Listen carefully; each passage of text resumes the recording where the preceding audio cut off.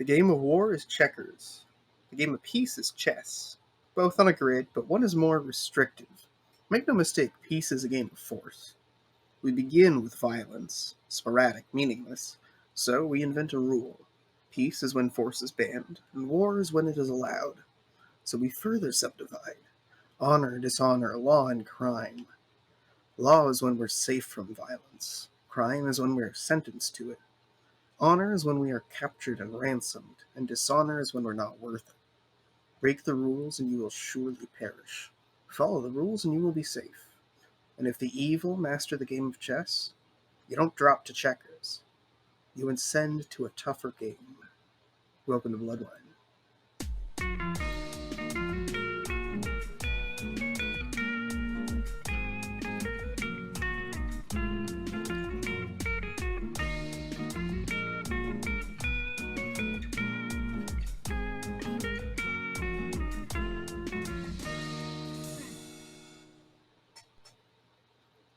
So, I realized right as I was reading the first line of that, you guys remember Game of War? There used to be ads for it everywhere. Yeah. No. There was like a several years span, almost like a decade-long span of just like the internet was 80% banner ads of like titty fantasy. It was the first Raid Shadow Legends. Raid Shadow Legends, Oh, that's it. Yeah. Like Yeah. it was one of the first like mobile games that was like, hey, what if we just flood the market with ads in every possible medium? And It has been done before sometimes. I mean, they kind of did that with Adventure Quest, but then everyone paid the free version, and I have no idea how they kept it up. Oh my god, Adventure Quest. I forgot about that game. yeah, What a game. That game's theming was so disjointed. oh god, yeah, it was. It was like one kid basically was the one coming up with the plot and was just like, all right, this week vampires. Ooh. We're going to the vampire zone and we're gonna kill the vampire peoples. Yeah, I remember being a werepire and killing a lot of Zords of various elemental themes. Yep. What? Was this the game where you had to fight that thing on the bridge? Maybe? It was like a sea monster? I think so, probably. You had to do a lot of fights. There was a lot of really dumb fights going on in that game. Yeah. Yep. A lot of violence. Tragic. So many lives lost. Okay. Yeah. Real quick, have you guys heard of Elden Ring? That game Yes. that's coming up? No. What is that Somewhat. like a Dark Souls? Yes, it is a game that is made by the same developers as FromSoft, as Dark Souls, which is FromSoft, and they're making a Dark Souls-esque game. Okay. It's gotta be rough being FromSoft and being like, the first one was Demon Souls. We just made a couple of Dark Soulses. We made like Bloodwine. We made Sekiro. Like we do other things. Yeah, but they make Souls-likes. It's when the entire genre is named after the game you made. Yeah.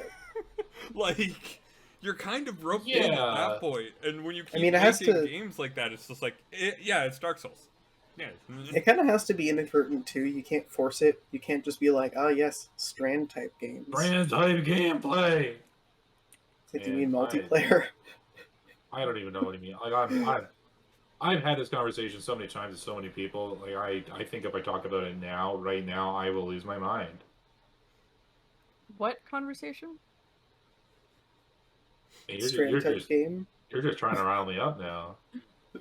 Are you talking about like Dark Souls? What?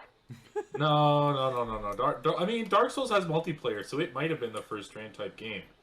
All right, I feel like I gotta find a compromise where I at least give Chelsea the context, but we can't uncork this. Okay, how about Gabe is not allowed to talk for the next minute. Just solidly muted.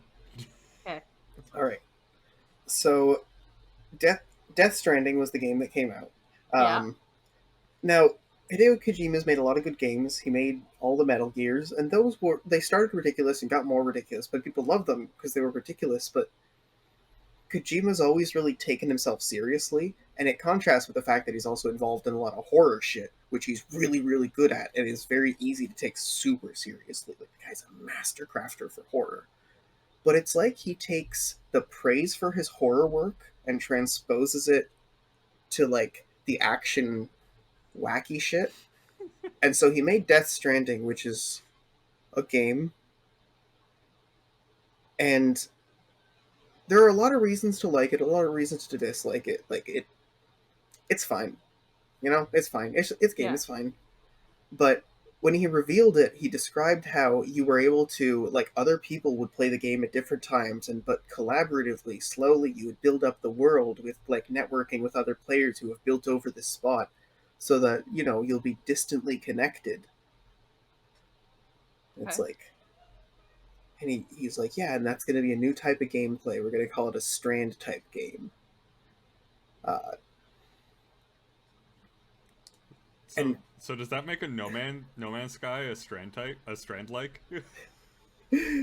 That's the thing. Immediately, that's why it was mocked, because people were like, no, that's a lot of games. That's actually a lot of games. Yeah, That's a Minecraft server. That's hell, Near Ew. Automata did that. Like, yeah. But, like, it's the just guy a thing was that we just have the like- technology to do. mhm. we've always had this ability. This was always a thing. So, like, multiplayer. That's what he's talking about. It's like decades after it had been implemented, he's like, you know, I invented this. yeah, it's wild. Huh. God, Wild. no, it actually, like, makes me angrier than it has any right to. Like, Mm. for a while I was like, maybe one of these days I'm gonna check out the Metal Gear franchise, and ever since that, like, legitimately, just that one fact, I was like, oh no, they're like, I'm not gonna enjoy them. And it's not because it impacts the quality of the game. The game's the same. It's that you're going to be sitting there, and every time you hear, like, hey, Revolver Ocelot, you're going to be like, Strand type game. Yeah, It's going to like, burn in the back of your mind. this is the man that brought me the Strand type game, and I wish that he had not done this. Good Like, man. like I'm not going to be able to put myself into the point of view of somebody that's just enjoying the game for what it is. I'm going to be like, no, this man really thinks he's done something. Yeah, So you'll I gotta never be figure able out to what it is he's play. done. You'll never be able You to play know? Rising Revengeance. You'll just be thinking about the memes. Every Yeah. single time the memes comes up. Mm. Well, what I'll be thinking is the man who did this without a hint of irony. Like, Got it. Okay. Well, speaking of things that are unironic, do you guys want to come to the penultimate climax of our 99th Canada episode? Oh, We've there passed we the go. 100. We Oh, did yeah. extras. You know, big number 99 before the 100, before we just do another Session Zero for the next campaign on the other channel. yeah. Let's go. So, I forget. Did we end up skipping last week? I think we did. Yes. Yes. We did. Okay. So, Yeah. in that case, in lieu of a recap, I'll just give you a more elaborate opener. Boxworks Island is complete. There is a watchtower at the ass of the island. I checked my notes, and I wrote ass of island because it was a joke. And you know what? I'm glad I put it there, because if it said bottom, I would have to be like, hey guys, do you remember where this was specifically? But because I said ass, it's like, nope. Right there. Right there. So what we've learned is that Will thinks you can have a lot of bottoms but only one ass, which I guess checks out. You can have a lot of bottoms. Well, because it's my ass. Mhm. But you can have as many bottoms as people who consent. Well, yeah, Yeah. depending on, ethics and time and whether or not you organize your Google Huh. Calendar properly. God, that must be Huh. even worse than trying to, like, organize a D&D session. Like, The funniest thing is meeting people who are ludicrously promiscuous but really responsible about it and seeing how they organize it. Like, I met someone at one point who revealed to me, like, months into dating, was like, yeah, I actually have a spreadsheet just because, like, I have a lot of casual sex. Not that casual, like Yeah. keep in contact with people and engage in safety, but like, you know, if anything ever happens, you know, I go to get tested every 6 months, and then I can check like, you know, this roster, and I keep contact information latest that I can get in case I need to go back and send emails. And you're Man, they sitting were there doing like, contract tracing before COVID. Wow. yeah.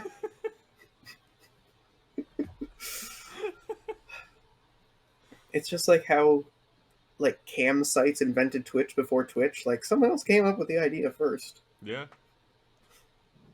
So they were just Huh. like marking when they've had sex with who? Like, Not in case- when, but like primarily who, and contact information in case like, you know, get an STD and you need to tell people, Yeah. hey, you need to go get tested. That's responsible. That's a very responsible Responsible. attitude towards it. Yeah. Ethical sluttery. Yeah. I respect it. Yeah. Yeah. There's nothing to not really respect about that. It's just like, took every precaution. Do what the fuck what you want. Mm-hmm. Anyways, so we started that by saying the ass of the island at the bottom, and then that spiraled into. Anyways, so there's a watchtower there. There's a watchtower at the pier.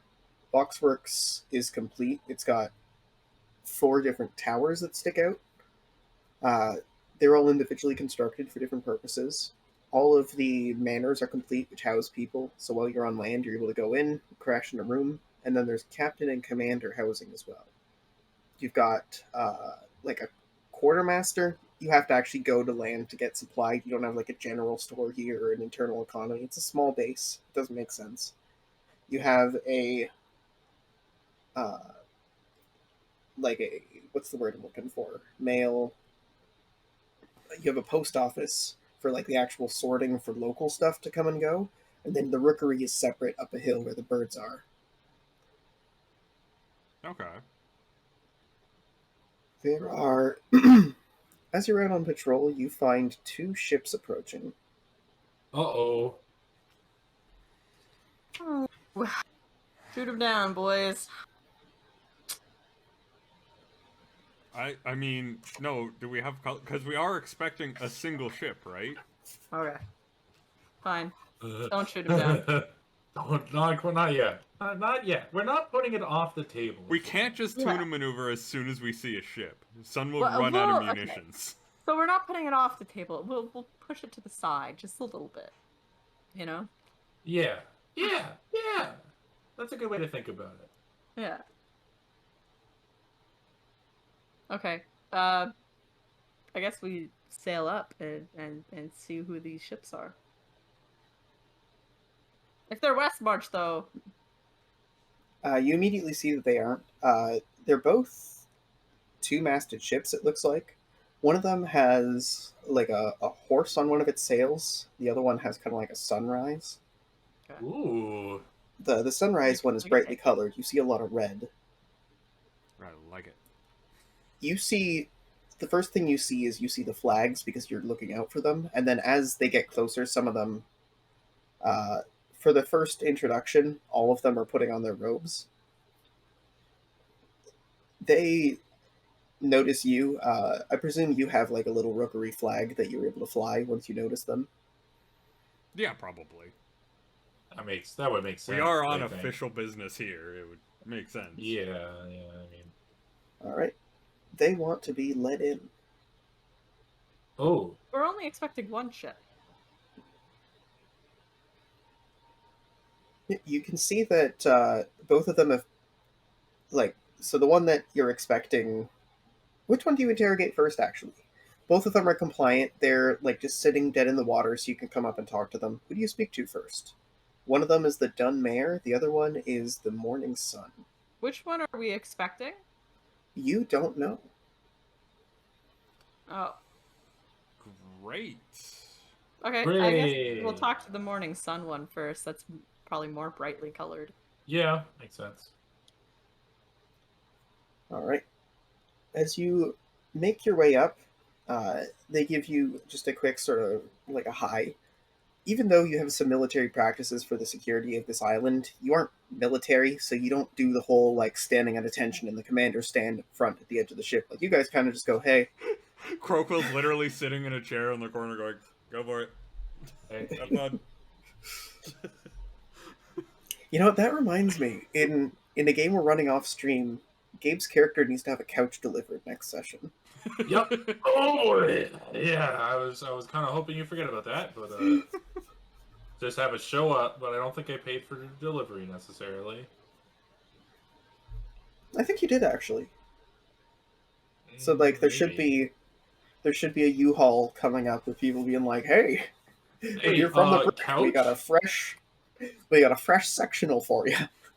Oh boy.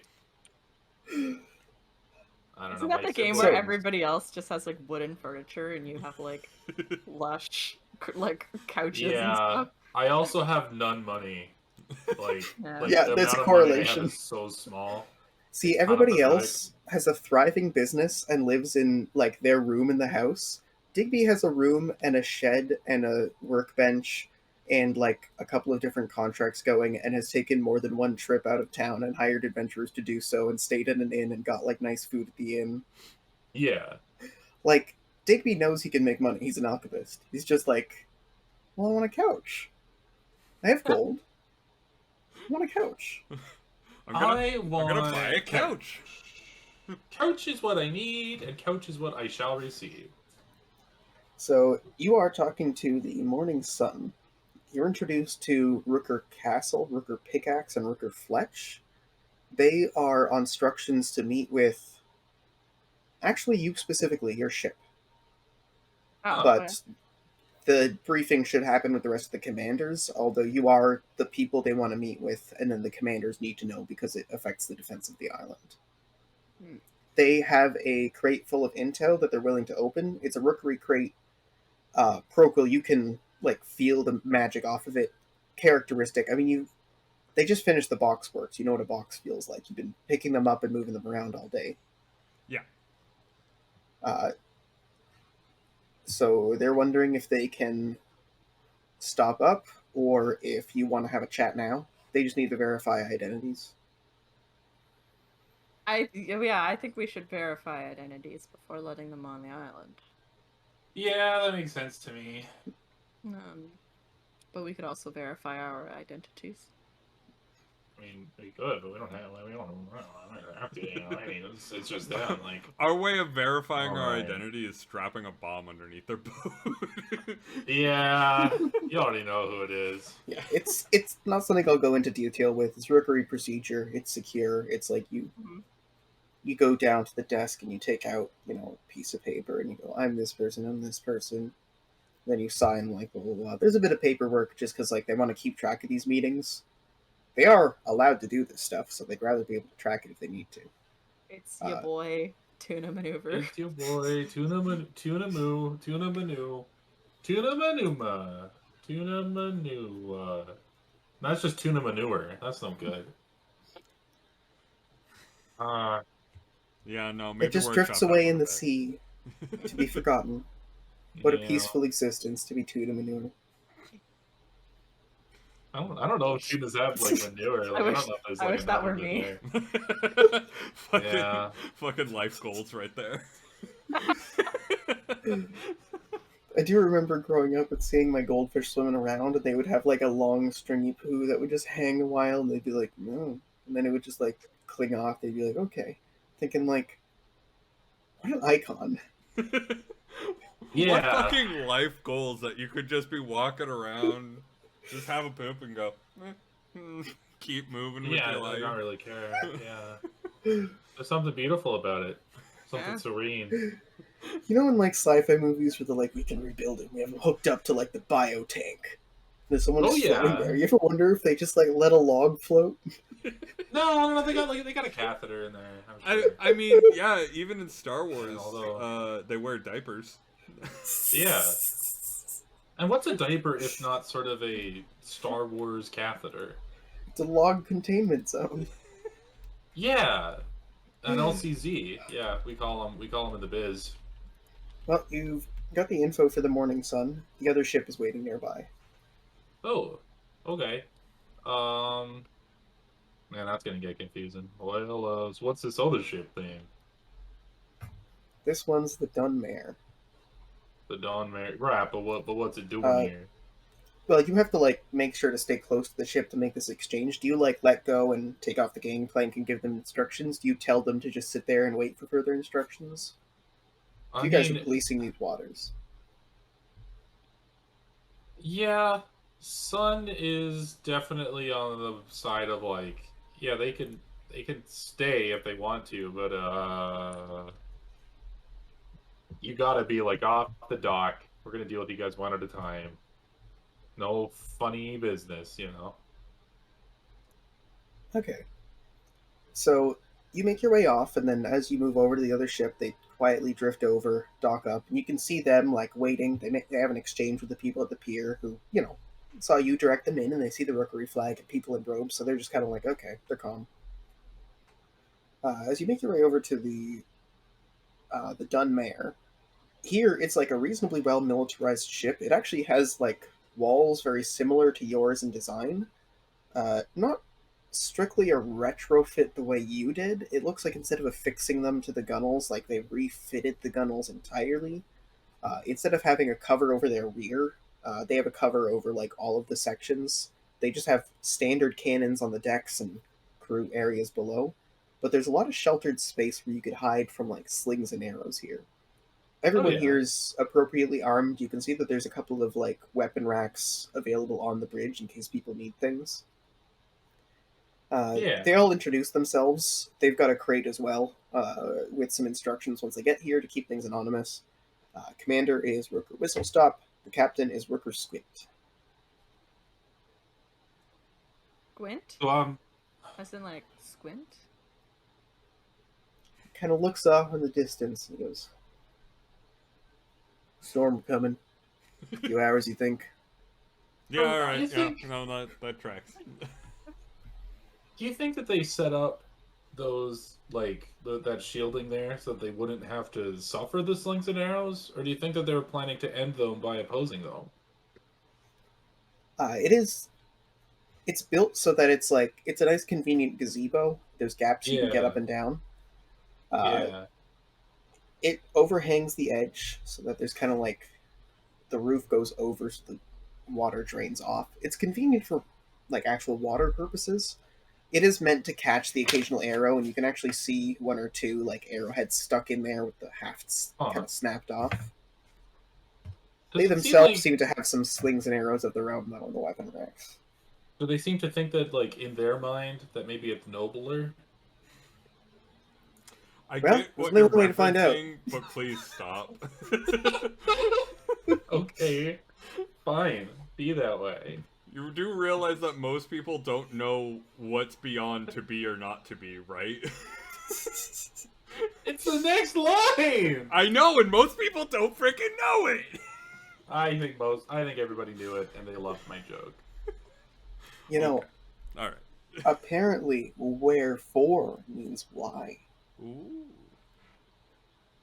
Damn. I don't think I knew that. I think I just knew that he suffered slings and arrows or by opposing them and ended them. I guess that I'm just the true scholar here. I don't know. I think you are. You are the only one with glasses. Sorry, you let me finish. Glasses that look cute. Okay, come on. Yeah. We're all Well, wearing thank you. glasses today. Yeah, but Will doesn't usually wear glasses, so it makes his glasses Yeah. extra glassy. That's true. That is very, very true. Yeah, my glasses are basically just if like the tiny, tiny imperfection in my focus starts to get aggravating after staring at a screen all day. Yeah. So they don't actually see that much use. Anyhow, so they have instructions as well. They, they're mentioning like we're the ship. Okay. Well, Oh, all right then. that tracks. Hey, that tracks. I mean, we're losing a ship, we're gaining a ship. It's logistically, it's pretty convenient, but we don't have a lot of dock space right now, so I guess you two get to fight over who wants to unload and load up We've when. got lots of dock space, don't we? We've upgraded the dock. We I got mean, like we- 4 spots. Are You they can all make it empty? work. It's easier if it's free because then like ships can undock easier. But right now, like,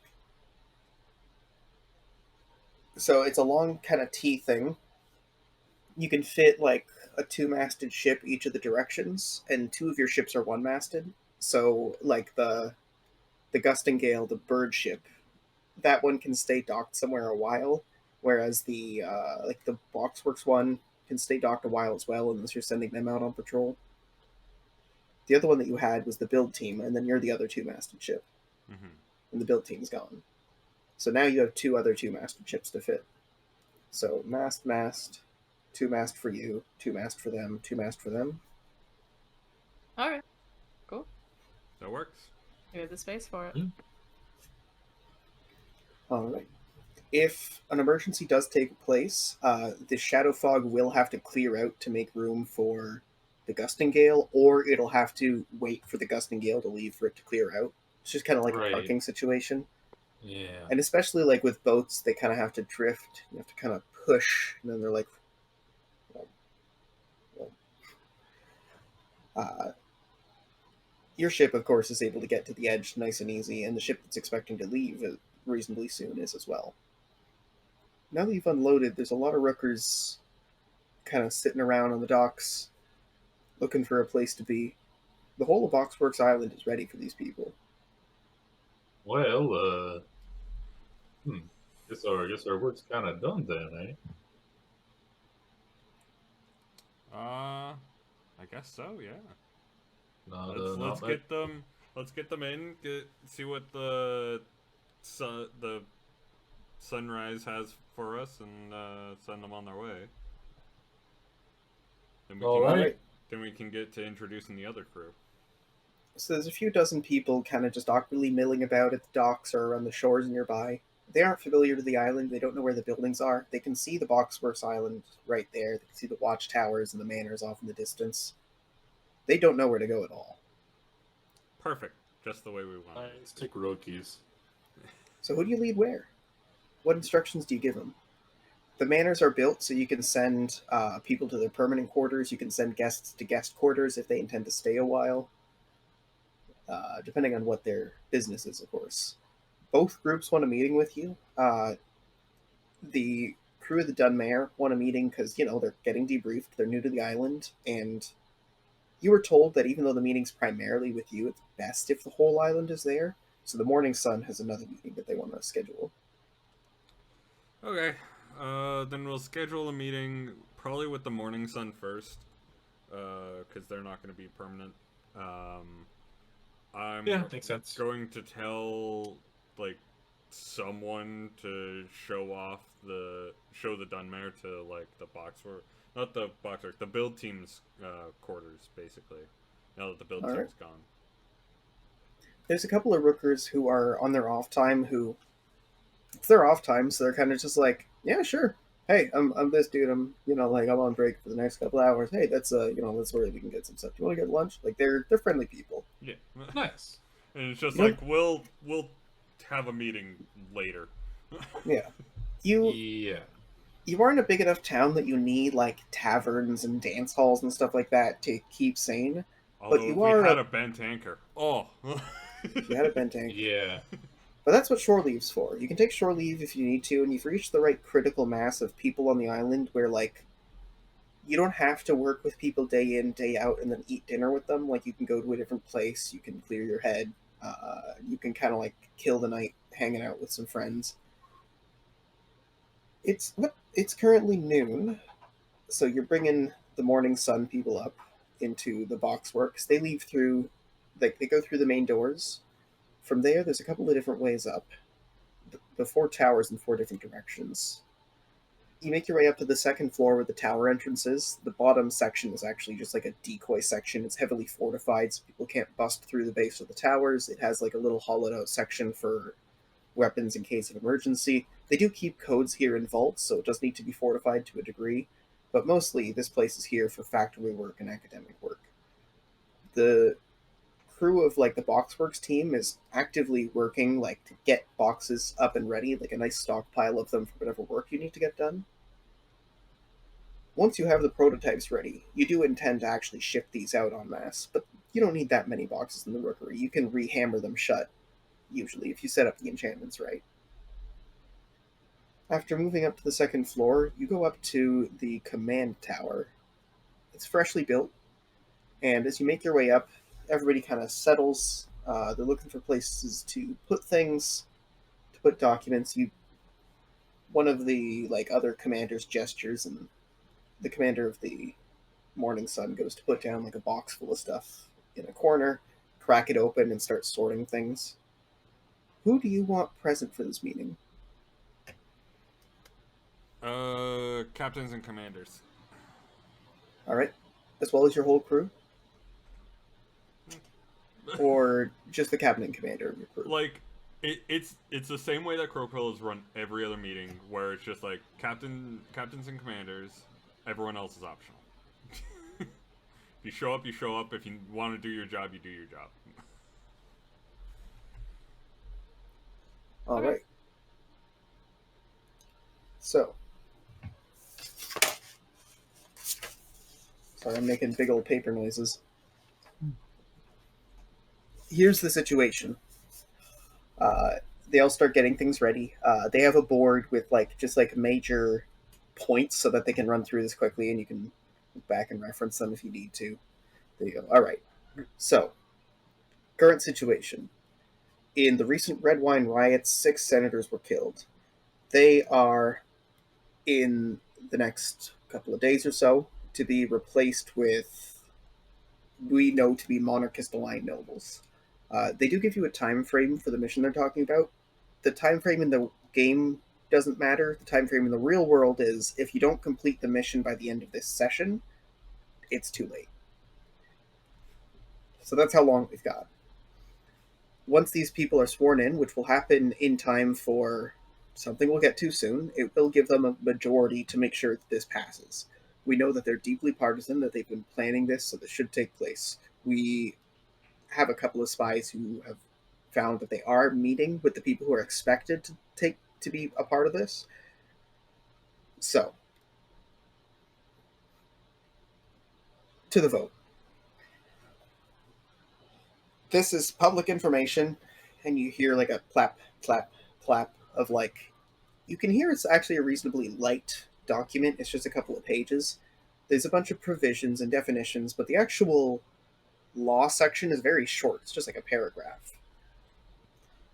They plan to enact, Westmarch specifically, plans to enact a law that will allow Westmarch officers to freely inspect all messages and code/encryption materials for the rookery in their borders in the interest of national security, maintaining, and then at this point they're reading off the law. They go, maintaining traditional values of truth and honesty, combating subversive agents.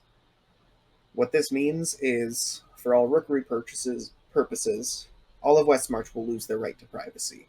Everything that goes through there, because we can't risk giving them our codes, is going to have to be unencrypted. So, things to keep in mind. We cannot and will not and do not implicitly request any sort of violence or assassination. We are a neutral organization, and that means maintaining neutrality even when that's difficult. We will not, under any circumstances, explicit or implicit, compromise legal process. We have to do things that any person could legally do. In addition to this, we have intelligence that tells us that the governments of Redwine Keep and Riverbend are strained from their respective governments and desiring to secede. They're interested in working with Soth. The primary concern here is that if this vote passes, if we can get a southern route for our encryption, we should be safe. If we're able to get Redwine Keep, that works for us. But we don't want to be too involved in these sort of politics. We just need to be informed of them because our actions have consequences. They are known. The factions that are explicitly separatist are interested in working with Soth for different reasons, but in both countries. We have some knowledge of black market operations that'll tie them together, which isn't a good thing strictly speaking, but it does mean that there's some economic startup that'll take place when the borders come down. And allow a sea route to divert messages. If we aren't able to live in that world and the vote passes, we are going to have to use this island here as a highly fortified base to send out escorted, encrypted message runs all the way down to Riverbend. We're going to have to go past Redwine Keep, and it's just the Crack and them. If they decide to attack when no one's looking, then it's up to us to get away from the cannonballs. Any questions, comments, concerns? I mean, it sounds like if this doesn't go through, you might have need for a dedicated munitions factory somewhere on or near the island. That would be something that would be useful for such a purpose, yes. So that's something we can take into account. All right, Now, well... they take out a Action piece of plan. paper that isn't signed. They go, we have a paper here to order you to take part in this mission. The Bilgewater is the ship that is selected due to your unique skills and competencies. However, we're leaving this unsigned because we want to talk to you first. We'd rather not force you to do something on paper. We'd rather work something out with you. We have a couple of preliminary plans that we've put in place that we've passed with our ethics boards. Some of them I personally am not a fan of, but I'll save my moral compunctions for the moral compunction phase whenever that comes up. Oh, there. Yeah, don't worry. Everything we do is ethical. I make sure. Now, the first one, All my metal is ethically sourced. Yeah. Ethically first one- delivered to the bodies. yeah. Now, everything that actually gets anything done involves some sort of ethics breach, but it's territory that we've tread, and it's stuff that our board tells us that we can defend if it comes down to legal proceedings, especially given our previous history, especially with this ship in particular. The other commanders and captains are like a little bit enthralled by the vagaries, but you're just like, yeah, the one time. Yeah, tuna maneuver. Yeah, that was good. Yeah. Yeah. They, Yeah. So we got Plan A, Plan B, Plan C, Plan D, and anything else you can come up with. Plan A, codename Mask Off. There are 12 senators who we think could be swing votes if we can push them. They're historically monarchists, but we know that they've been swayed in recent votes. They've been pulled in recent debates. They might be able to pull with the senators if they need to. We have found out where their manners will be the night before the vote. Plan is, you break into all 12 in one night, steal and ruin all the clothes, so they have to get something last minute, and leave notes telling them not to leave the whole nation naked. My moral compunction is with that line. It's a bit on the nose. Any thoughts? how far apart are these houses? That's sort of my issue. Yeah, the thing is, Yeah. we have me. I'm pretty good at We have sneaking it out. Tiana. We Tiana. have Bilgy. And that's really about it. It's a lot. It's just like for me and Tiana, I would be 6 houses each a night. With Bilgy, it would be 4 houses in a night. That's a lot of houses to break in and ruin all of their clothes. Well, yeah. All right, well, Okay. we'll think about Let's- that and Plan get B. to... Yeah, Plan B. This one's codename Open Door Meeting. This one I personally have a problem with, but Mhm. it's what the ethics board approved. If we're able to infiltrate the guard during the vote, we can open the doors, we can preemptively rally and alert the public, and then they're the ones who will flood in to disrupt the vote. And if they're directly making their voices heard, maybe that'll make things work. That being said, as far as I can tell, that's just us compromising their security, and I don't think that's something appropriate. Anything could happen if we rally people and tell them that all the senators and monarchists are in one place. Oh, hey, what do you know? Another Red Run Keep riot. Exactly. I don't Brings think- us to... Okay, yeah. Yeah. Which brings us to Plan C, my personal favorite. Codename Royal Veto. Now, not to get political, but I'm more of a democracy type. I know. But the monarchy happens to have a royal veto. The Senate is there for the little affairs, but the monarch is the monarch. So I'm thinking the plan we have for the 12 manors becomes the plan for just the emperor. We have some secrets that we've been collecting, some letters that the emperor has entrusted to our security. Plan is we break in, steal, ruin all the clothes, same thing, have to go get something new to wear that day. Immediately disruptive, first thing in the morning. Next thing you do, line of ink up to the desk, steal all the ink and paper so we can't write a letter. And then we'll have a packet of confidential letters that we'll leave there. Thing about this isn't a threat, it's a promise. Then we throw the letters all over the city streets. Let him think about what confidentiality means.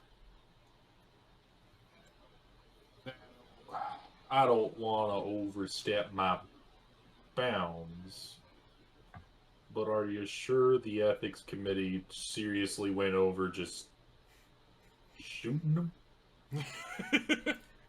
I mean, Yes, we determined that was in the violence and assassination part.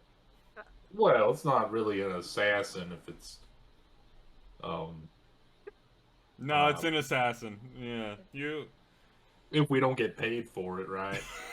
That's just a concerned citizen. That's plan B. Open door meeting. Yeah, what's That's how plan the B? concerned citizen gets in. Well, I'm pretty damn concerned. I'll say that. What's plan D? This one is codenamed Watch, Wait, Shrug, Comply. Westmarch Rookeries, at the time of the vote, will burn all codes and encrypted mail. Boxworks Island will expand and militarize for encrypted sea mail to Bloodwine, South Riverbend, and New Farm Market.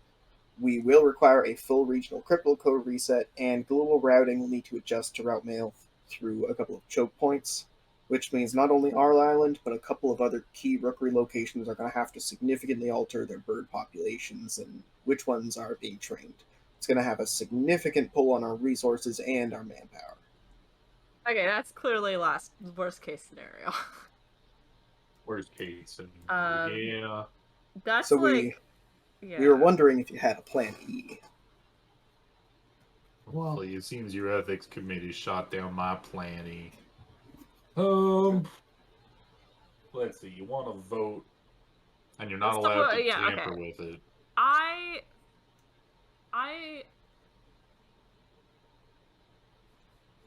the thing is about this vote is if we just shoot the people we don't agree with, Right. that's not gonna help, right? That's how we got into this problem. The other guys shot the people they didn't agree with, and then they Yeah. got monarchists in power. It works, but then they kill more. Yeah, I don't think that's a good idea. But what if we just put what if we put a guy in there that will kill less? You can't ever guarantee that. Yeah, If we try to pick a guy to put in there, sometimes they're worse than the guy that was already there. Again, there's nothing implicit in this. There's no mob talk, no wink, Yeah. wink, nod, nod. If you do anything that is outside of these guidelines, we will have to disassociate you, and we are perfectly willing to divulge any necessary information to the appropriate authorities. We have to remain a neutral, non-governmental organization.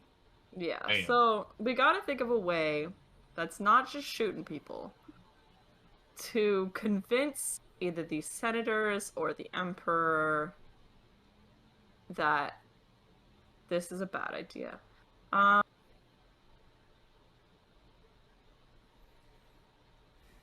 The thing is, I do like the idea of going into the senators' homes and just like tearing up their clothing. We just don't have the manpower for it. Right. Like, I could definitely do, 2, 3. 3, maybe 4 on a good night, houses. For Who was sure. Who was that plucky young lady? The one with the kind eyes and the weird name. Anne? Yeah, that's the one.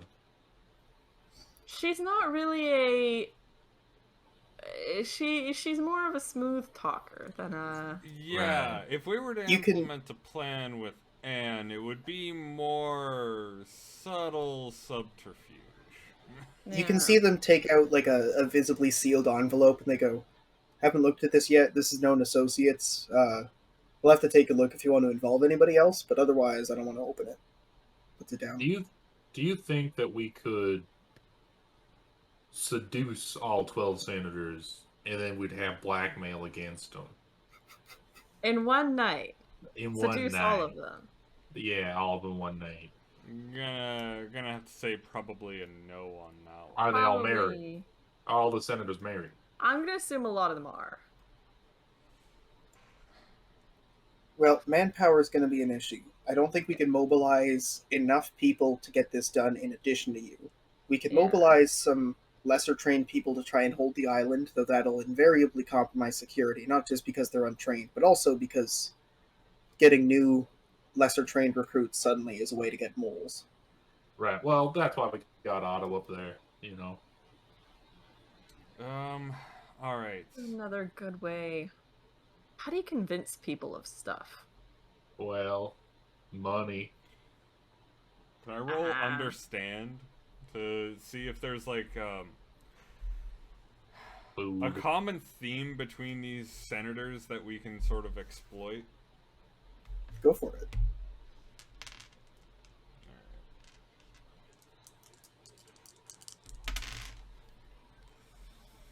That is a 16. 16. I'm going to do this in chunks because this seems like This seems like the plan E is starting to form, so I'll get intensive with it. For a 16, you're able to sort the 12 senators into a couple of distinct groups. Some of them are highborn nobles, so they're where they are because they were born that way and trained that way from birth. Some of them are senators who come from otherwise rich backgrounds, people who have recently lost title or have like a distant knighthood who were elevated to the position. There is a small group who are low-born senators who are still swing votes that side with the monarchists. Do you want to use the same skill to delve deeper, or tap on another one, or one that your party might have? So the ones that are swing votes, are they mostly lowborn? They are mostly highborn, Mostly high. or like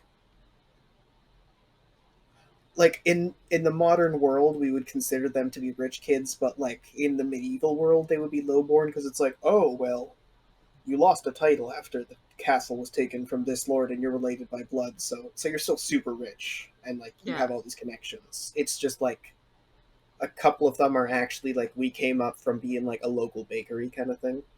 Mm-hmm. Could we poison them and then give them the antidote? But be like, this antidote wouldn't have gotten to you without a good mail service. No, because it's not. That's not affecting the confidentiality. We really have to drive home the confidentiality of the mail service. Our That rule has with to be.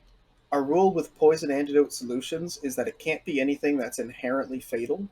It has to be something that's just medically problematic, and that you need to have at least one plainclothes confidential rescuer on hand in case you lose control of the situation. Damn. Could we put... So if we go back to the Emperor, he has a veto, right? Yeah. I think that might almost be our best bet, especially with limited time. If we drive home to him specifically that this confidentiality thing is important, that could be our golden ticket here. Now here's my thought. Because we're doing this the night before the vote, right? Well, whatever time you can make work. If we went in there, what if we went in there and stole all of his mail? All the mail, and then started reading it sort of in the town square real loud like. Isn't that Well, just part of Plan C? that's part of Plan C. Is so we would Yeah. go in, same thing with the senators, ruin all his clothes, leave the note, don't leave people naked, and then also take his mail and read it. Right, but that seems more like a threat. I mean, I guess maybe the ethics committee knows something I don't. That feels like a threat to me. And It's sure. less about what's the ethics committee is partially ethics, mostly not getting sued. Mostly not getting sued. Think of it more as like Oh, like If you the need- law part of the company. Yeah, if you need an ethics committee, it's already not good. Mhm. Bless you. But yeah, I think we might even be able to do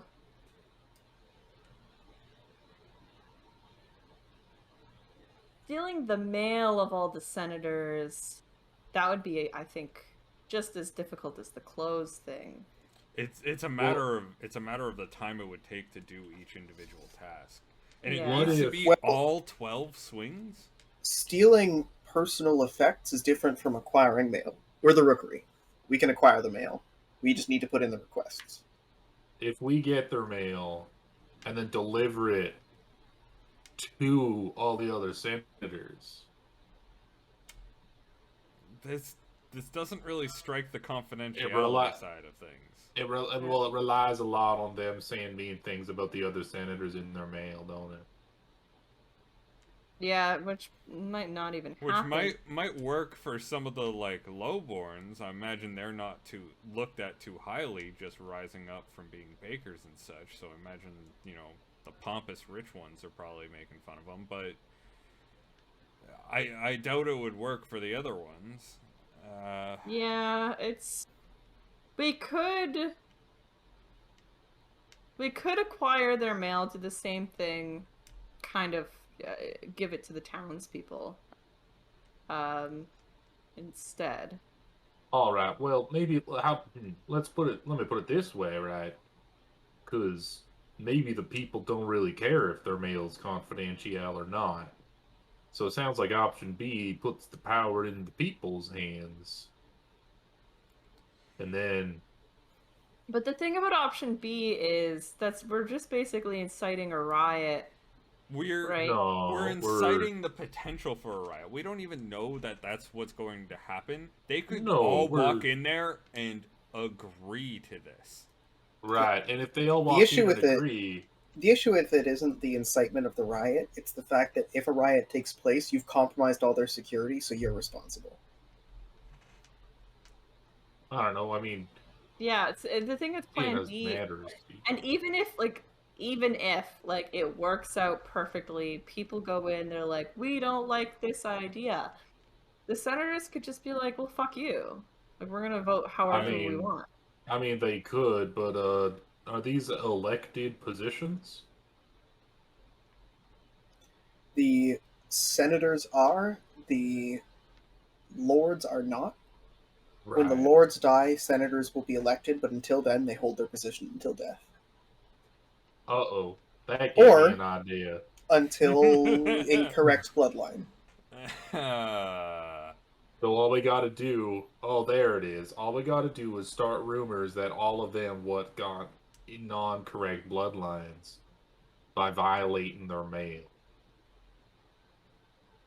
And then that's sort of a double threat. It's one threat of your secret will get out, and all your secrets are bad, but also if that secret gets out, you don't got no power no more on account of your bloodline. It's bad. Maybe.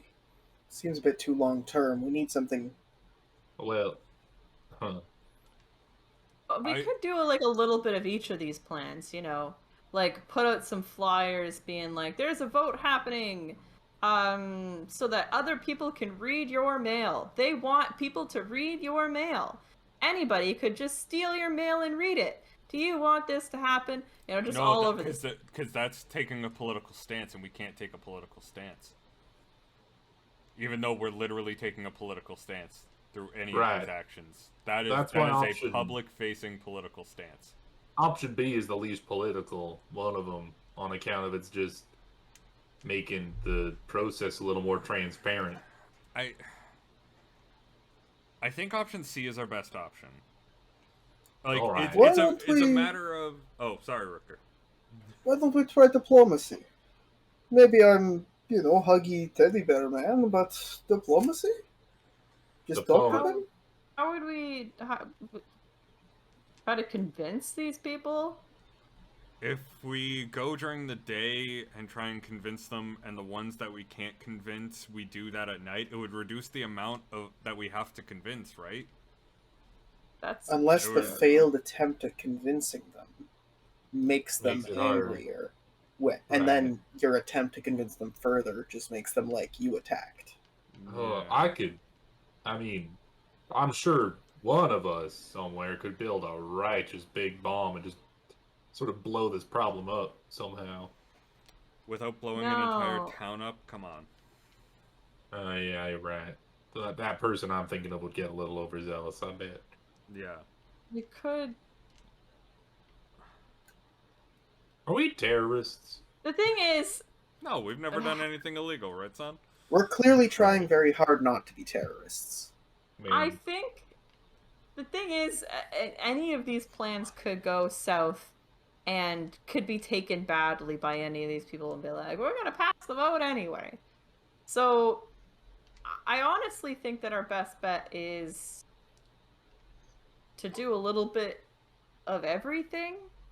Like maybe put out some flyers being like, this vote is happening on this day at this time. This is the information that you need to know about this vote. That's not taking a political stance. That's just letting people know what's happening. And then we could also do a little bit probably of one of the Rookers looks at you directly and goes, I could probably go and talk to the ethics board on that. If we draft it correctly and make it clear that this is about the rookery interest being defended from a government, then we can establish that it's because we're non-governmental that we need them to maintain our sovereignty. That might be workable if we get the wording right. Right. Right. Put out some flyers so people know about it. Something like that. A little bit of plan B. Get the people interested and involved. Arm 'em. And then also break into the senators' homes or talk to them first. The ones that we can't convince are the ones that seem still on the fence about it. We could go and break into their homes. Maybe we can convince a couple of them. And then also do the Emperor's house. I don't think we would be able to do the Emperor's house in that same night. No. And the thing about the Emperor's house is it's the most time efficient choice, but it's also the most dangerous because his house is going to be guarded. Like if you can do 4 houses in a night with a full team, that's equivalent to the Emperor's house. Yeah. So look, So we have to choose one or the other. We can't do both. Yeah, we can't really do both. Look, I don't like sneaking around. That's not my favorite thing to do, and I don't like leaving things up to one moron to make a decision based on a vague threat. So, we, as in our crew, have been given 24 hours. If you want to talk to the other crew that needs to be set up, if you want to confirm anything, we can send information to the appropriate sections of the rookery to get things back. So you can get confirmation. well, hang on. Do we got a map of the city? I want to see how far apart these houses are. We can acquire one. All right. Let's see if and then one of the bird team, like the captain goes, "Let me just ask someone. I'll get one. Just stay here." All You right. hear a scampering, and then out of the window you see the guy going on the road up to the rookery. At this That's point, dedicated, man. like it's a while into the meeting. The break is welcome. You're kind of just watching as you see the guy holding a map case as he's coming back. Finally, he makes his way back in and goes, "Okay, so, punk, takes it out, rolls it over. This is as of a year ago. There may be recent changes or construction, but that's really unlikely considering the economics of Westmarch. Here, and here are the rookery networks. These are where our rookeries are. Here, and here are land that we have purchased to just maintain trees and other bird-friendly locations. And these are the outlying rookeries that we can connect to. I'm sorry, it's a map for our purposes. It's not ideal for yours, but all these boxes all should be right. buildings. It just doesn't say what they are. That's I know fine. that this one's the palace. This one's the voting hall, which is attached. This is the royal abbey. And he points out a couple of lesser landmarks that are key for figuring out where you are in the city, but that aren't really targets. Well, I mean, my option is still B, because force generally gets things done. But B is the will of the people one, right? right, and it's the least political, right? It's you can't get more neutral than saying, "Well, what do you want to do?" But the most volatile Mm-hmm. by a significant margin. Yeah, no, that too. You know, and people's kind of like powder. You know, don't get them wet, don't eat them. I'm honestly leaning towards the Emperor's house. I think that's probably my favorite. Well, now let's just look at what happens if things go wrong for each scenario. If things with the swing voters go wrong, we end up in jail. Vote goes through. If B goes wrong, we end up in jail, or a huge riot breaks out and lots of people die. And then we basically get disowned by the rookery for our actions. And... Right. If C goes wrong, we all are dead and disowned by the rookery. And if C goes really wrong, there's a chance that we wind up killing the Emperor. Well, we wouldn't kill the Emperor. I mean, you know, you back me in a corner, you're going to get the horns. You know what I'm saying? You can't take the heat. Stay out of the kitchen. Yeah, you know, if he didn't want to encounter a bunch of hooligans in his bedroom, maybe he should have slept in the kitchen. You know. I think E is the correct option. We try and get those posters going. We incite a little bit of a fever in the crowd. Not much, not enough to start a riot. Although we can't control it, but we'll just do it mildly. Put a little bit of pressure on the people. We'll try and convince the swing vote senators. We'll start from the lowborns, move up to the highborns. The lowborns will probably be easier to convince for this one. They used to be regular common people. Then it's break-ins. And this was discussed off stream, but I know where Anne is hiding out, right? Yep. You have contact with Anne, you have contact with Steelfist. And you technically still are able to contact the clown crew. You have no idea where they are, though. But contacting with Anne, Anne's on the west coast, right? Yep, Anne is for sure nearby. Yeah, and we would be able to pick her up on the way there. I think Anne's our best option on this. Yeah, I think so too. Does the Emperor hate us? No, that's the Empress. Different empire. Yeah. Different other empire. side of the continent. Yeah. Yeah. They both Also, got their own things going on. Also may have done a similar kind of thing another time. But it was just a die pack. Yeah, it was just a die pack. It's fine. Yeah, that die pack was pretty good, I think. Now, the stupid ethics board ain't got my way. We would have been one empire down. It did as a GM give me an excuse to go find them, which is find them. That's always good. Pick Penny is best bet. Posters, a little bit of riot inciting, a little bit of democracy, a little bit of diplomacy. So I think, I think that night we should go. I think part of Plan E should be Emperor's house. Oh, well, we can take care of your other. We can take care of your other business while we get approval for the message, and then we can run it by you one last time once we know what we can do and whether we're allowed to inform people and put posters up. So you're thinking, one team breaks into the Emperor's house, try and get that veto going. Well, that One would be at team- night. I feel like this could all be the same So, thing yeah, because it so would we're be not- during the day. We're not It'd be breaking into the posters. governor's homes at night to swing them after we've discussed with them. Yeah. We're breaking into the emperor's home to swing him.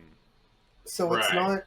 not part of the plan. It's a part of the plan, as in it's a failsafe. Yeah. Like if the plan goes well, you don't do it at all. You just send letters, talk to people, convince them, and then everything goes fine. Yeah. Right. Okay. I think so, it should almost be part of the plan anyway. Because I mean, it you can't never know, hurt, right? Right. Yeah, it can't hurt. Because so there's daytime, which is posters, diplomacy, and then there's nighttime, which is Emperor's House, and then there's morning of, which is talking to people. Right? Does that make sense? Yeah. And in that case, we can have sort of a couple of people casing the Emperor's place, sort of forming a plan. Maybe, I don't know, Sun, who's not particularly good at Talking conversing. to people. And me, who's And not you. particularly good at conversing. We can take Hey. Anne, Ken, and Ye and take to the streets and talk to people. okay. Well, here's what I think. I think that we might be spreading ourselves a little too thin. I think we should pick. I think we should shave one part of this off. Well, Either we spreading our, do senators and, talking to senators and breaking the emperor's house, or we talk to the senators and try and infiltrate the vote, get people in there, or my personal favorite, we go at night, get into the emperor's house, put a bit of pressure on them, saying you can trust the rookery, and then in the day we start a bit of a riot, so the emperor thinks, "Ooh, maybe it is best if I, let this not go through." I don't like the riot idea. Like, what if that goes wrong? Yeah, it's not All good right. to have the riot because they'll just crack down on it. Yeah. Right. But then it's self-defense, right? But it's so the thing is, we are taking our team a little bit into two pieces. But the thing is, the people that are going to be casing the Emperor's house are not going to be good at the diplomacy section anyway, right? Yeah. So there's the diplomacy section, which is during the day, which is so there's team 1, which is diplomacy team, and then there's team 2, which is Emperor's house team. So during the day, there's going to be the diplomacy team. They're going to be talking to the senators. And team 2 is going to be casing the Emperor's house. Probably for a few days, but you know what I mean. During the night, diplomacy team can just go to sleep, right? Unless we need them we'll have to see. And then we go into the Emperor's house, do that part of the plan, wreck his clothes, steal his mail. And then in the morning, I'm gonna get another drink. It sounds like you guys are close to finalizing. I'll give you a second Yeah. to just talk. and then in the morning, we're gonna have both, I guess, diplomacy team and Emperor's house team just kind of talking to people, not to incite like a riot, but to just get people like I guess informed, Yeah, or kind of like Get the people So who you are wanna- going to be politically active in the system. yeah, so standing Right. outside with signs, like I don't like you this. wanna Yeah. get a whole bunch of people all riled up with nowhere to put that energy. I don't want to riot. Like, I don't want to riot. I don't want to riot. I think campaigning the swing votes and hitting the Emperor's house, I think that's plenty personally.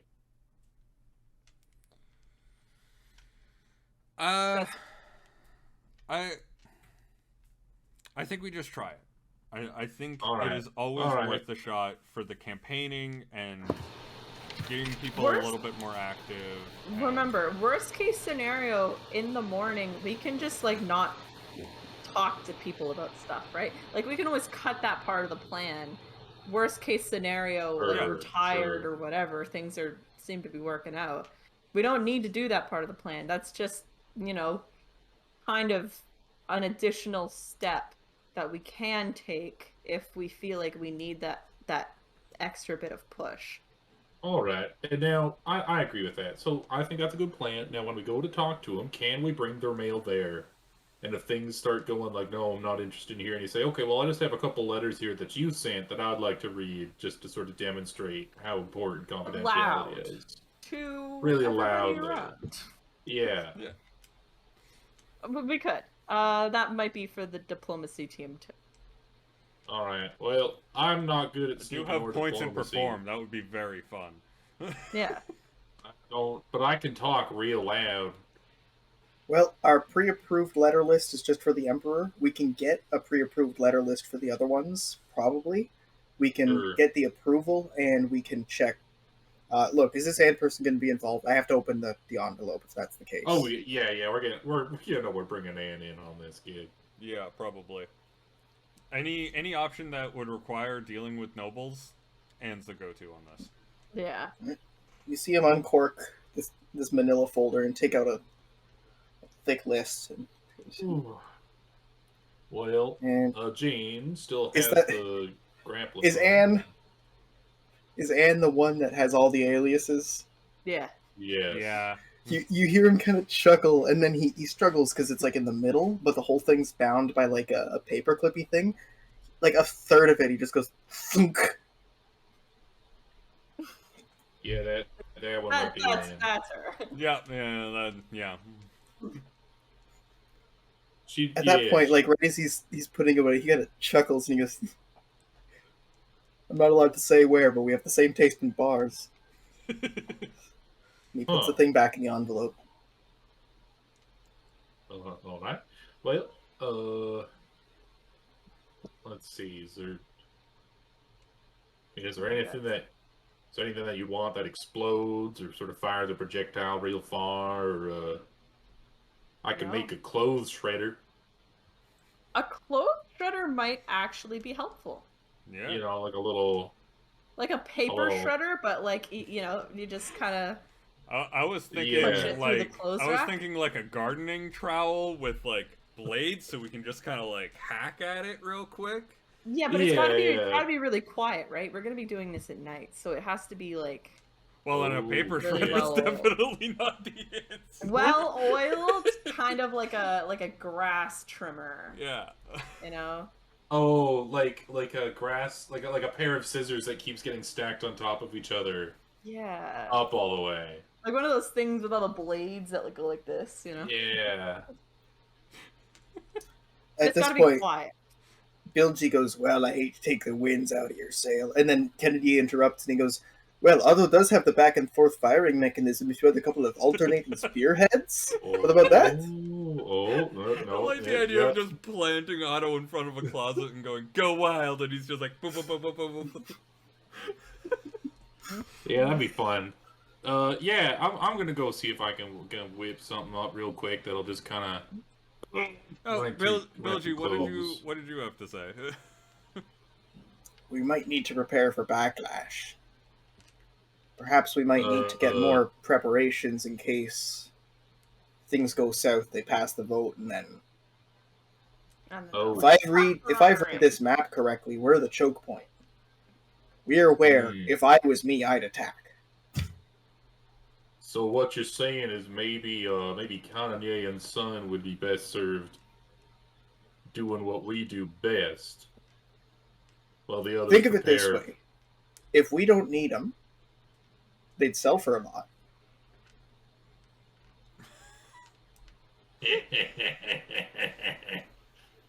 I like the way you think. All right. Well, first things first. The build team didn't leave anything behind, eh? There's occasional scraps here and there. What were you looking Well, for? Well, I was just thinking if we could move the workshop, but that's a whole kettle of fish. So while you guys prepare, me and Kanye will get some munitions, get some maybe some sea mines floating out there. All right. They The depart. mines. By now, it's getting into the early afternoon. There's still a meeting to happen with the newfound soldiers who have been settling into their quarters. Mm-hmm. What do you do? For that one, it's going to be a meeting of commanders and captains. Crew is like specifically like not recommended except the crew of that ship. Okay. In that case, Just because I do want the other crew going about their day. all right. So you have a chance to get in touch as much as you want with this crew. That being said, if you'd prefer to, I can fade this to black, just being like, you have given your recommendations, end of sentence. That being said, these people all have individual fighting specializations that you might want to know about, and they're a crew that you brought in to replace you in a time just like this. Mm-hmm. So it might be good to talk to them, especially given your new intel. They might be an asset. Yeah. So who do we follow first? Jane and Croquill in the meeting with the new crew, or Sun getting to construction with Kenny? Let's do construction first, just to break it up a bit, because we just got out of a meeting. Let's break out of politics Yeah. for a little bit. Okay, so you are just leaving a meeting, and Sun, you feel a hand on your shoulder. You see, like, Kenny is getting stopped as well. It's someone from the Boxworks team. Oh, You're Hello? struggling to place who this is, in particular. hey, friend. You've definitely seen them before. Yeah, you were the one. Yeah, that this helped is with, the person who's stopping you is Rooker Foghorn. The Oh, other yeah, ones that are Foghorn. with you are Rooker Instruments and Devious. right, Actually, it's a right. surprising amount of the Boxworks team that are here. They don't strictly have the same skills as you do, but for a mission as important as this, they're the Boxworks team. If you need any trap smithing or contingency mechanisms or magical assets, not things that Croquill couldn't do, but that Croquill could use. Like, if Croquill can do good, then Croquill plus someone else can do better. Like that kind of stuff. They're willing to lend a hand for any of the projects you have in mind. Well, Specifically, their skills come with their names. Foghorn is big devices, like elaborate machinery. Instruments is fine-tuned. It's detectors and meters and that kind of stuff. And Devious is the sound when Sun goes heh, heh, heh. well, all of my workshop is down on the boat. It's a bit tight in there, but I'm thinking we're gonna want some, some anti-ship devices floating up there in the ocean. Well, Do do you have your ASB certification? let me see here, and pats his like unbuttoned Hawaiian shirt pocket. He goes, "No, I think I left it in my other shirt, but no, I have it. No, I got it." Okay, well, as long as you can provide documentation on request. ASB, do you have your WS2B? Let's see. How often do you have to get that renewed? Every 3 years. All right. Yeah, I should be around in year 2 3/4. That's probably still good. Okay.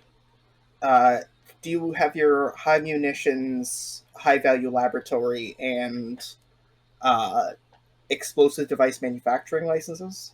Oh, well, yeah. For the laboratory one, it's fun because technically, since it's on a boat, there's actually a loophole where it's technically not a lab because it's more of a munitions storage room. Oh, They're taxed a little differently. but do you have the certification? Oh, I got the certification. Okay, come on in. They start gesturing you actually just like down the hall. You came down from the command tower, which is really just a Ooh. staircase up. Now, this is technically a tax loophole. Yeah. They lead you across and lead you up into the trapsmithing tower. This place here, you can see it has like a whole bunch of, in the modern Mythbusters sense, this would be like the blast-proof glass, but here it's like these big riveted and barricaded heavy sheets with little eye holes in them, right? You can see there's already a couple of like scorch marks in a large center area. There's a couple of different like workshops and a couple of different like storage bins. A whole section of the wall on the upper end is just like part storage, all labeled in little compartments. As you recognize that while these people will be useful, if you worked here, you would have to go and bring like 12 different specialized tools from your ship. Like these people have Yeah. needle nose number 7, but you need needle nose number 23, and only you have a needle nose 23. And I have a needle nose 23 because the needle nose 23 is what happens if you drop the detonator into the bomb, much like when you drop a pick into the guitar, except you can't shake it. You really don't want to shake Like- that. Yeah, that's what you need. You're sticking your finger directly into the C4, trying to feel for the detonator. Like, God, I wish I had my needle nose 23. Could you imagine if yeah. your last thoughts on this planet were like, oh, it's kind of like Play-Doh. I mean, luckily C4 is actually incredibly chemically stable. You could eat the stuff and you'd be fine. Oh yeah, so you know what? If it's made well, I guess. But yeah, so Sun is gonna definitely be helping build some like anti-ship mines. He's also gonna want to move because here's the thing: Otto up in the tower is great in terms of visibility and shooting things. Terrible in terms of one cannonball will take Otto out. Mhm. Sun doesn't like that. He's gonna move Otto down where he's sort of like the last line of defense. Like, if they're coming up the beach, they will not continue to be coming up the beach. Like, You don't want Otto on the ship? well, I'm not going to be on the ship. So I'm here building munitions. For the diplomatic mission. Yeah. Yeah. I might... Here's my thought. I think that Otto is best served on the island if we're not there to defend it, you know? Because, Alright. hey, if anyone comes into the camp that's not supposed to, blast them to smithereens and don't stop shooting until there's no more of them left. Rooker Devious is asking about the release mechanisms on the post that Otto's on. Oh, yeah, no, yeah, those, I'll have to come take those off. They're specifically designed so my crewmates can't tamper with them. Yeah, no, that's... Okay, but if we need to... For whatever reason, I imagined me coming into your head on that one. Like, just a picture of Groquil pops into sunset. It's like, you know how they do those benches that have, like, posts so, like, homeless people can't sleep on them? I feel like it's like that, where this is specifically designed so it's very hard to figure out how it works just by feeling it. Yeah. Like, it's all internal. Visually, it's like, just pull this. But No, like... visually it's also complex, but, like, there's no exposed edges. So if we need to move Otto from the tower to the camp... Yeah. I'll show you how you do it. Yeah, it's like a secret is you gotta pull up, twist, and then pull down. Okay, so it's Yeah. and you see him kind of struggle, kind of jimmies it, struggles, jimmies, and he goes, Yeah, you feel that catch? It comes loose, and then he goes back in. Goes, I think I got. He struggles. Then he goes, and he goes, removes Otto. Yeah, it's specifically designed like a lock with no key, so you have to pick it every time. Okay. Oh, perfect. So it's like, if I just need to lock, he fully engages the lock. Yeah, and then if I needed to, like, fully puts it down, and then I could just... I think I got it. Little did we know that Will actually did the sound effects for Transformers. Yeah. Michael Bay paid top dollar for a bald asshole. The thing is, we're not joking when we say that, but the only sound effects he got to do was the two big metal testicles clanging together. Just the bomb. Just me standing up. Yeah.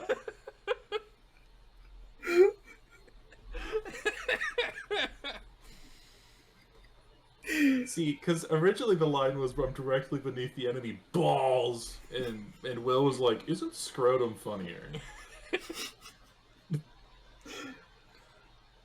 I need to rewatch those movies, but not alone. I think if I No, rewatch God, them alone, no. it'll send me into a depressive spiral. But if I rewatch them with friends, it'll be a Yeah. good time. Yeah. I haven't seen any of them, so maybe that's what we do. The first one is enjoyable. The second Yeah. one is also enjoyable. Many That's all I can say about the rest of them. Though. hours of Transformer movies. And if you ever, at any point in rewatching these movies, go, why are people watching these? Apparently they started making a lot of money in China. They started getting really popular. So the ones after they clearly aren't making money off of American audiences anymore, they start shifting locations. Oh. Yeah, that tracks. Same with Fast and Furious. The same thing happened there. Well, it's nice to know that both of our nations are full of people who will pay money for stupid fucking movies. People just want to have a good time. Yeah. Michael They Bay want to watch is a robot fight. They don't genius want to at watch knowing- government fight. Michael Bay is a genius at knowing how to appeal to the masses. Explosions It's and hot true. girls. Yeah. You know, if we just had an arena where every government had a mech, that would make politics so much more fun. You know? It Mhm. Like, basically no be wars, WWE just- at that point. Yeah. Like, you don't need wars. It's just like, okay, Russiamon and Bidenmon are gonna fight. Yeah. I'd watch it. I like you say Russia and Biden. Yeah. Yeah, because Putin owns the entire country. Biden Yeah. just got here. Yeah. Putin's been here the whole time. Yeah. And I feel like every president would have to build their own robot. Like, not Yeah. obviously not by hand, because let's No, face by it. hand. This By is- hand, they need to do this. This is how we put these. I was people in kind of place. hoping they could like robot wars it, where they could just be like, Biden's just like, okay, so I want it to be bipedal, and I want it to have a flamethrower arm. So we actually Joseph, like you have to get in the robot. yeah. So I think what we have to do is every government in the world has to like pick one person, maybe. No, to either like rule the country. It's like some sort of robotics engineer, or or they have like a specialty robotics engineer, and that person has to like create your mechatronic, Yeah. your fighting mech. It's to almost fight. as if you have the president, and then the vice president is actually just like who they think can build the best mech robot for them. Okay, so Joe Biden is the person going, hey, Kamala, get in the mech. Mhm. Yes. I'm so glad that enough time has passed from the election that it doesn't indicate any kind of political nonsense. We can all make fun of the fact that like the United States has a weird, sniffy president. Sniffy president is the greatest. He is sniffy. Megan Fox was only in the first two Transformer movies. Yeah, no, she had a massive falling out with Michael Bay, and never did another one.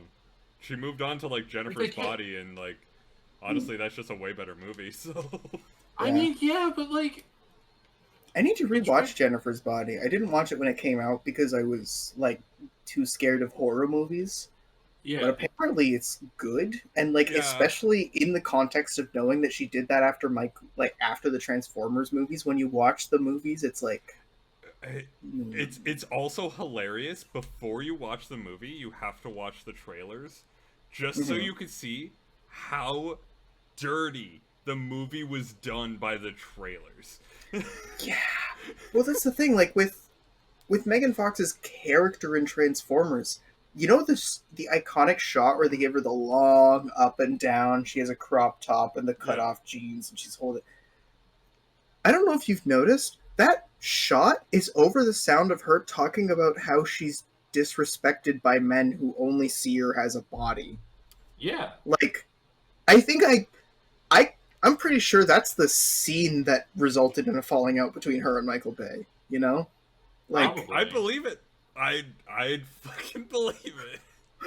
could you imagine you're sitting there being like, yeah, a person who, is like an attractive actress type, get to talk about what it's like to be objectified and, seen as just a visual object, not for my skills. And then you watch the scene and it's like, boing.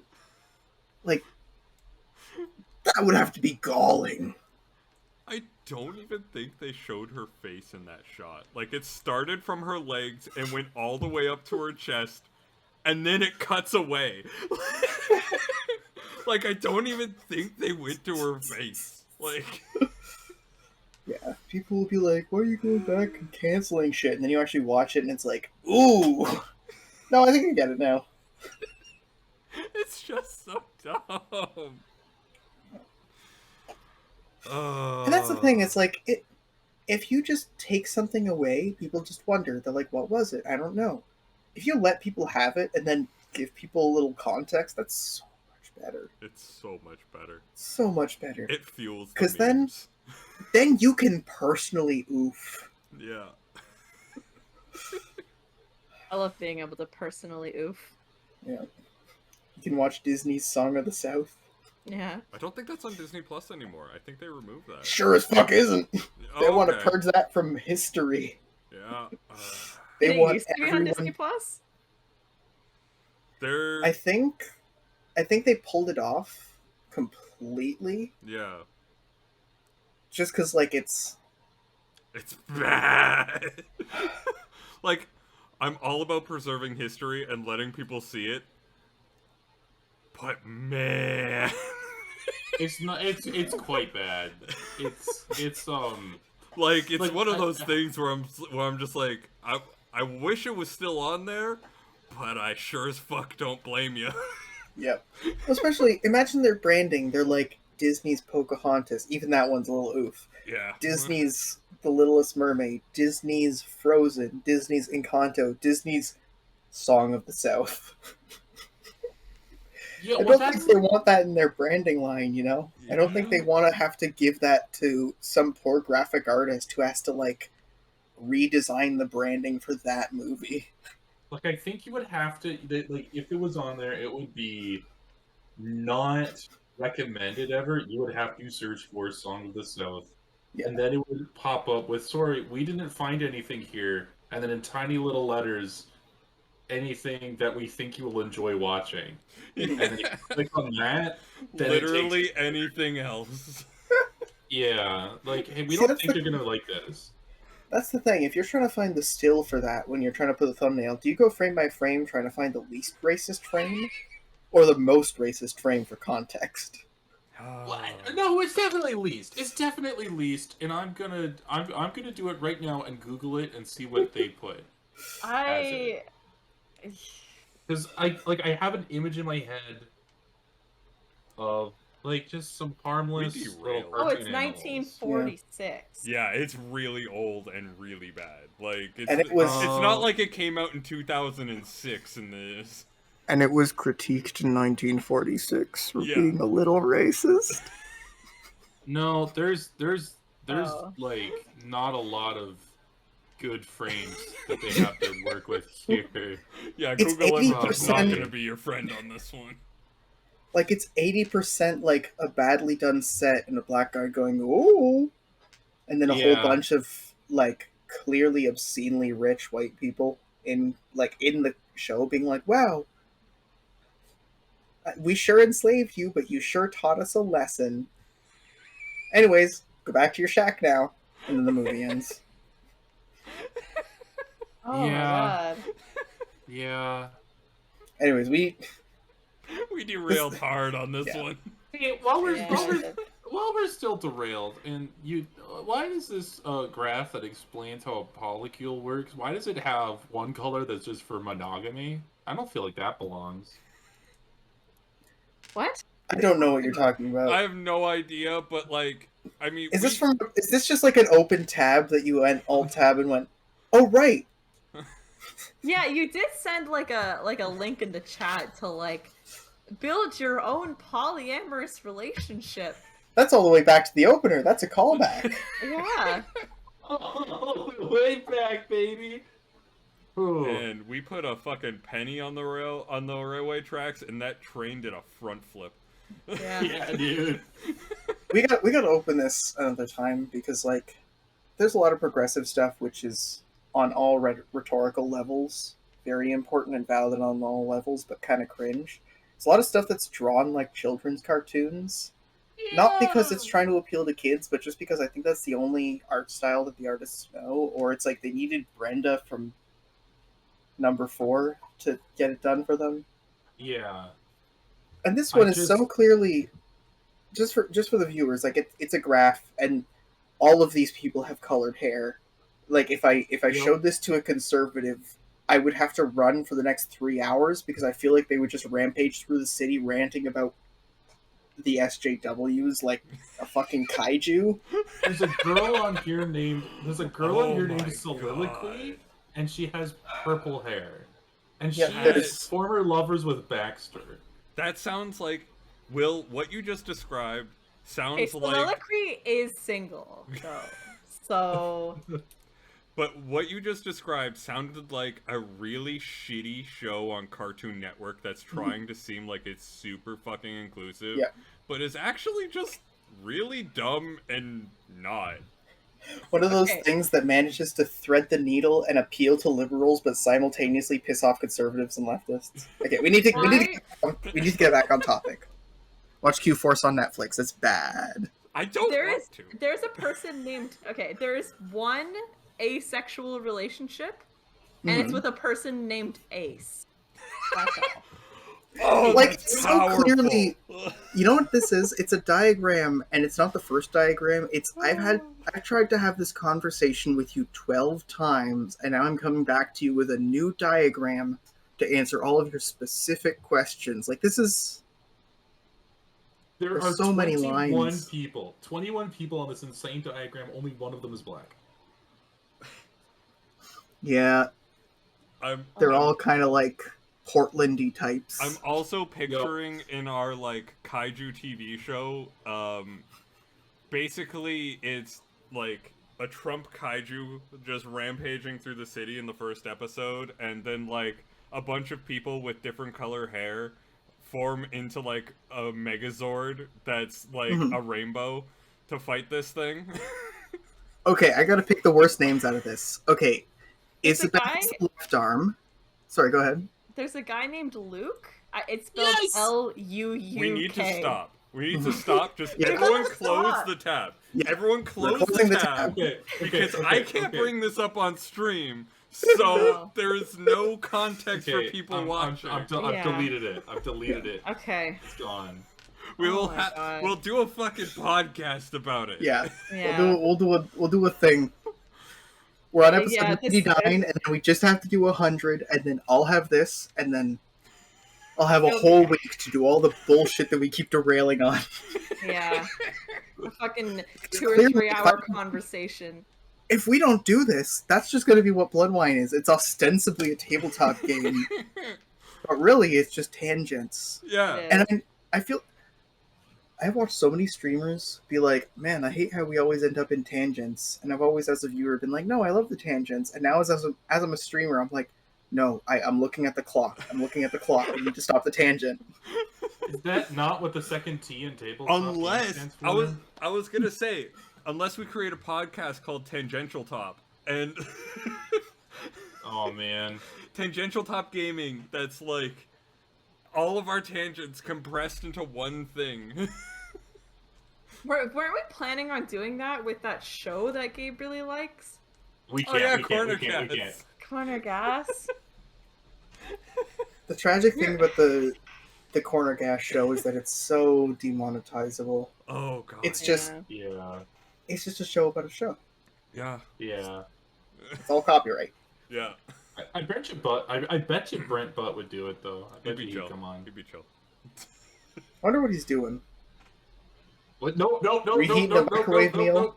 Christ! No, I was about to Google it, and that would be Yeah, another hour. don't you fucking Google. You are not allowed to reuse a tab or open a new tab for the rest of this time. You are tab banned. It would be Google. yeah. I'm like the hacker guy in like the chair, and there's the cool agent on the mission. Except for I keep being like, "Yo, did you turn off the stove? Because like, you should probably check that." You locked the door. Did you You lock I don't know if it's necessarily that. I feel like you're the hacker, but every time that everyone else starts talking about the plan and they look back, you keep going back to like E621 or whatever. Like, literally, the spy is just like, okay, I've infiltrated. What's my next move? And Gabe's just like, take a Furiously left. closes furry porn. Yeah, no, like furiously, you just hear like rapid tapping, and it's just like, left. Oh, wow. By the way, did you know that Brent Butt did a cameo on Letterkenny? And the agent's just like, how is this relevant? It's like I just saw it on the corner of my screen. I felt I needed to tell you. Like, I don't do a lot of drugs, but I feel like if I were to try them, it would be a 50-50. Like, does Adderall cure Gabe, or does it destroy every bond he's ever had with a human? It would absolutely fucking destroy you. Yeah. See, the thing is, without it, you already work for like a large defense company. I feel like I shouldn't be more specific than that on stream. Yeah, definitely not. If you had Adderall, I'm pretty sure the defense company would try to capture you. You'd be like an alien. They would ship you off to Canadian That's the line Area between 51. asset and risk. They would We'd be have like, to call too much animal focus. control. It'd be like, stop talking about Borderlands. You would almost crack Fusion. We'd set up like a bear trap, and at the end of the bear trap, it would just be like a Borderlands game, like in the middle of being played. Like, It would be a TF2 hat. God. yeah. Yeah. Oh my Like a free God. coupon to a Burning, really cool TF2 hat. burning team captain. Let me at her. And it would work too. It'd be like one of those really obvious bear traps with like the big cage, and it's like the thing, and you just gotta like walk into it. Like, oh my god, TF2 hat. All you'd have to do is put the bear trap with like a bolt through it, and I go up like, mechanically, this doesn't make a lot of sense. Maybe if I just remove this bolt, it'll slam. But we gotta get you on the inside of the box first. You'd Right. literally be sitting there going, is this the trap's trigger mechanism? Clunk. So it is. Be rattling it. Hey guys, my key card doesn't let me out of here. Okay, well, I feel like all of that time that we would have had doing fun construction with Sun, we just used up. Like, I feel like Sun has built defenses during this time. God. We could move on to the rest of the people now. Yeah. Back to the meeting. Back to meetings.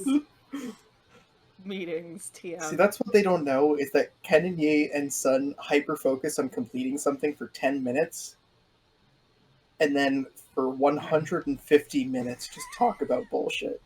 Yeah. So, It's cooling. the crew of the Dunmare, the patrol team, their commander is Rooker Whistlestop. He's a battle commander. He's got some light armor, a couple of weapons, tends to run around, whistle, give orders. The captain of the ship is Rooker Squid, you met earlier, a sniper. In terms of the crew, the people who are normally on the boat, there's Rooker Flag, Rooker Staff, and Rooker Pin. And then, in terms of people who are normally on the ground, there's Rooker March, Rooker Halt, and Rooker Flank. Is there anything you want to know about them? Any orders you want to give them? What ship is this again? This What? is the one that came to replace the build team. You guys requested an additional patrol crew. Oh, right. The land crew that we hired.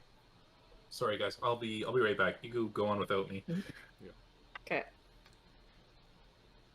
Alright. No, I don't have any specific questions. Have you guys played RuneScape? Okay, because earlier you said he's wearing light armor, and I heard white armor, and I'm like, oh, like that members only RuneScape Fuck, armor he that you paid get for in a Falador. Bloodwine membership. God. God damn, he went to Fucking- Falador. You know, well, if you trade me your armor, I'll trim it for 5 GP. Yeah, gold trim. You know, it makes it really expensive. Give me that Alright. kite shield and I'll gold trim. Let me get the rundown at least on the captain and commander. Okay. What do you want to know about him? Previous history, I guess. Sort of like preferences for how he operates.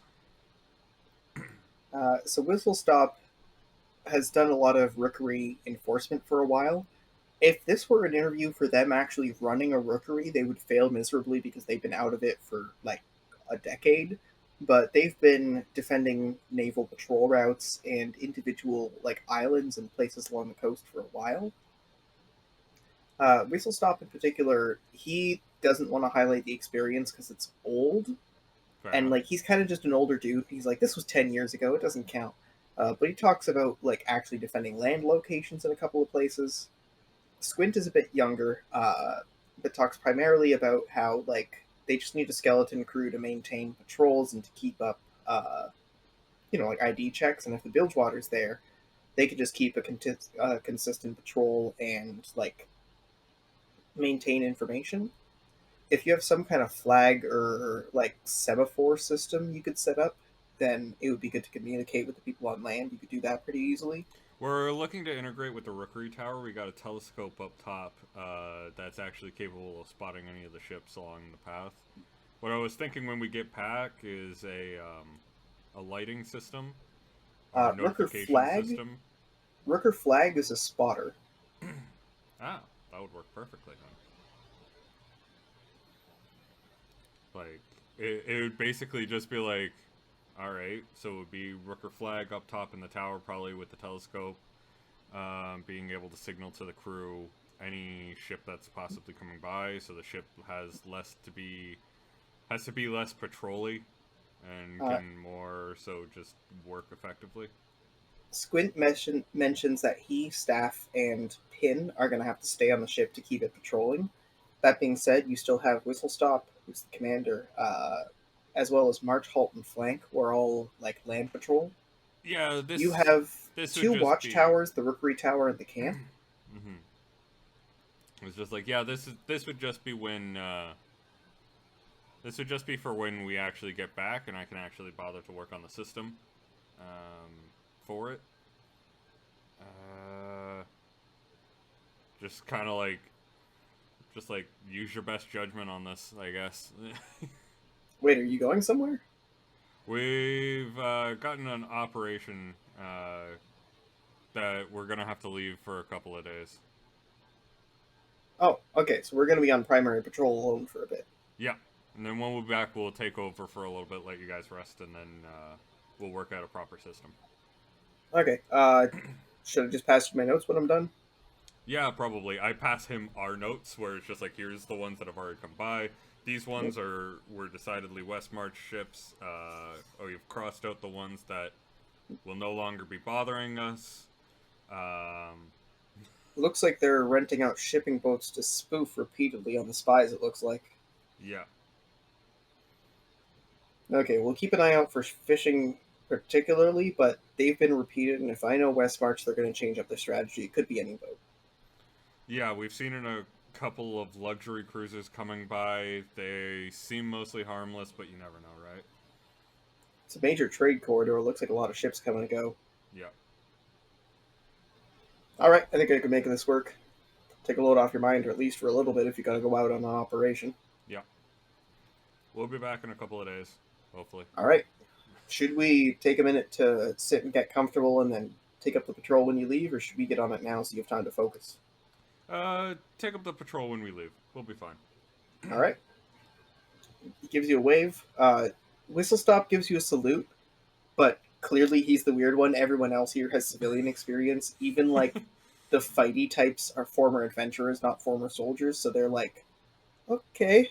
He gives me a salute, and I don't even know that he did it, and I move on with Yep. my life. That's Yeah, right. like, I don't think Croquill has ever been saluted in her life, ever. Man. I don't think I have. No. I don't think it's a normal thing for people who aren't military personnel to be saluted. Yeah, no, it's definitely not.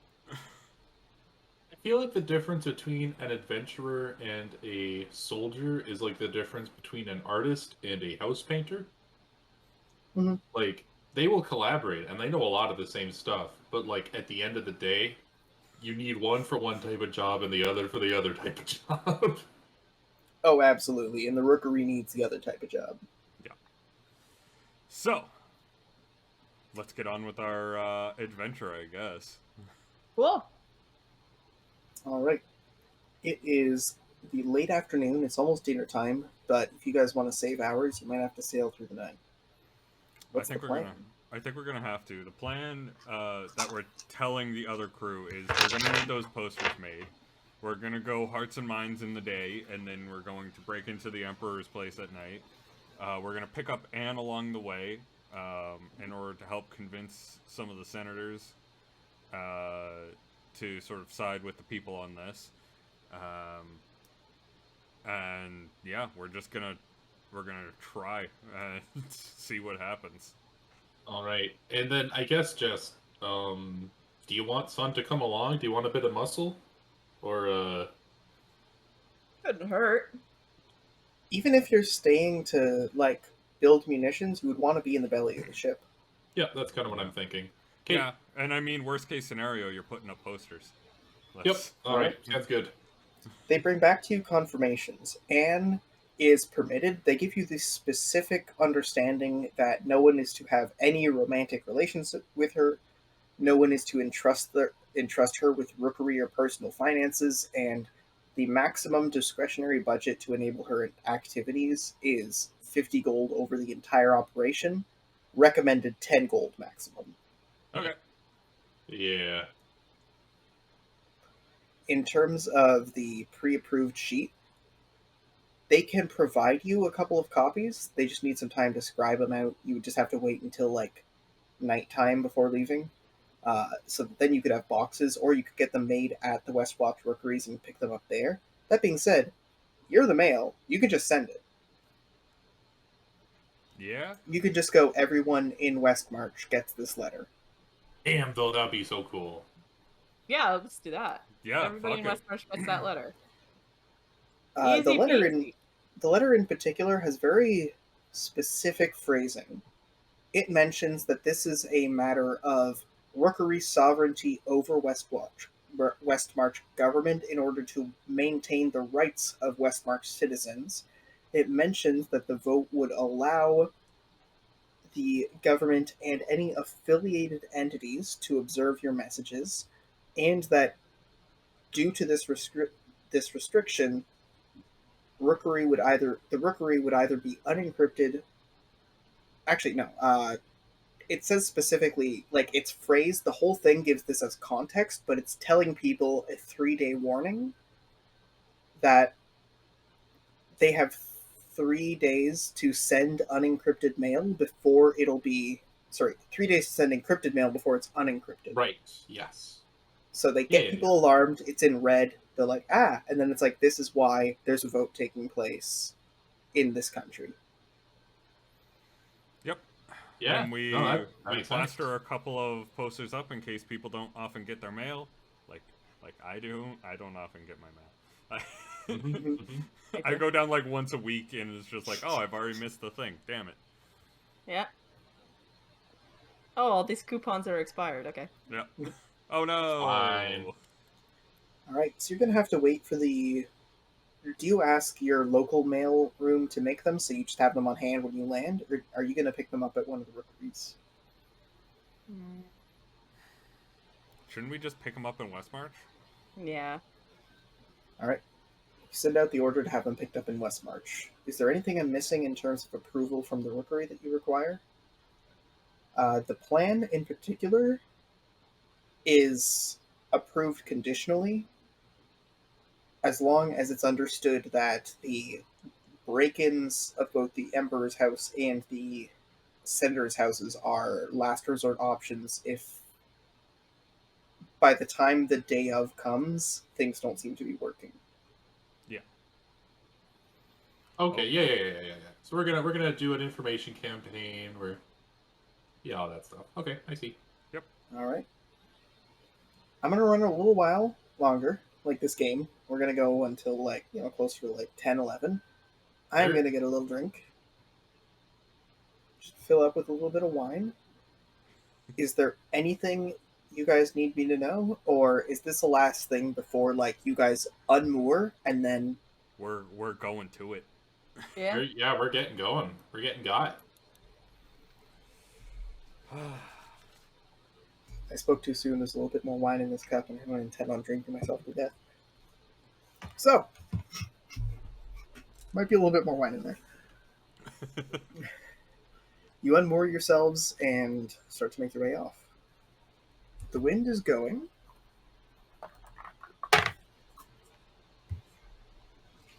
To the northeast. Okay, that is good because we need to go to the northeast, I believe, in order to pick up Anne.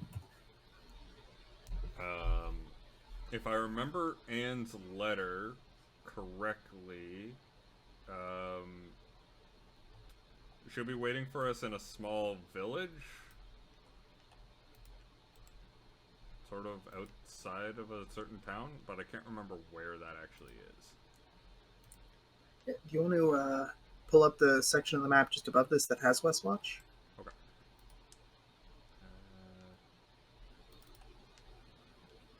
There we go. Okay, so you see how there's kind of a bulge and then a second bulge kind of further down, there's a couple of points, and then I wouldn't describe it as a bay per se. That isn't geographically a bay. It doesn't have the wave current thing, but right in the crook of what is a pseudo bay is where that fishing village is. Oh, so right where our spiky thing is? No, south of Westwatch. Oh, south of West. Oh, I see. Yep. So there's a big glob of mass, and then another big glob of mass, and then the bottom of the map. Right. So between the two globs. Two globs. Got it. Okay. So we're mostly just heading north now anyway. Could you show me where you mean with the pointer? No. I am intentionally being vague so that I can just say we're heading to the village and you'll tell me how many spaces we move in a certain direction. It's smart. Social understanding roll done. Did it. Boom, baby.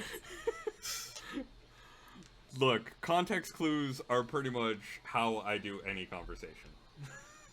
Yeah, that's normal, I think. Okay, but do you know where the town is? That I'm talking about. Yes. We got blobby things, and it's in the crook of the bobby thing. Okay, but can you put the pin there so I know? This pin, I'm going to stab here. Oh my god. Oh, no. Yeah, no, we're going to the middle of the fucking ocean. I could feel Will's disappointment through this. I'm gonna just put it over here, because I feel like putting it over there. Wine time! Yeah, he's gonna need more wine on that one. He's gonna need more wine. You want, yeah, Gonna need more wine. that's wine. It's a wonder how I have a job. Well, This is basically how I am at work too. People talk to me Huh. and I'm just like, Yeah. yeah, yeah. I that's- totally know what you're talking about. Oh, And my dude, that's wild, solution yeah. will be yes, what you said, exactly what you said. Yes, that. Yes. Mm-hmm. Yeah, sounds good. Yep. I get that done. Well, that's why I phrase them as questions. Yeah. So that instead of going, yep, you go, no, I don't know. And I can clarify.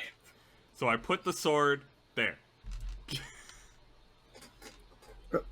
I can't actually tell where it is. The stabby bit.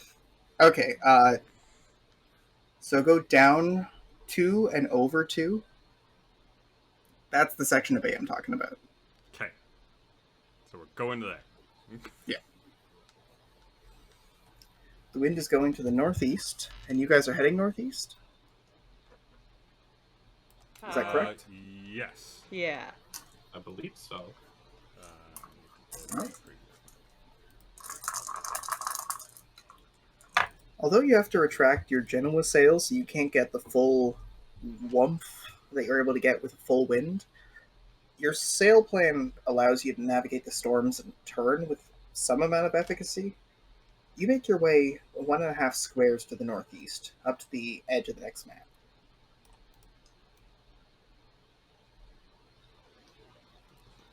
Cool. By now, it's past the dinner hour into the evening.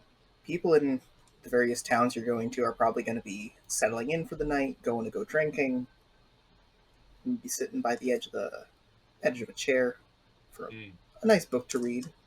Mm-hmm.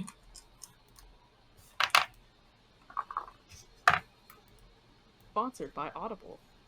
The wind, Yikes. the wind stays steady. Well, we need to head north. All right. You don't lose a lot of momentum. Your sails are well suited for working a little bit against the wind. You make it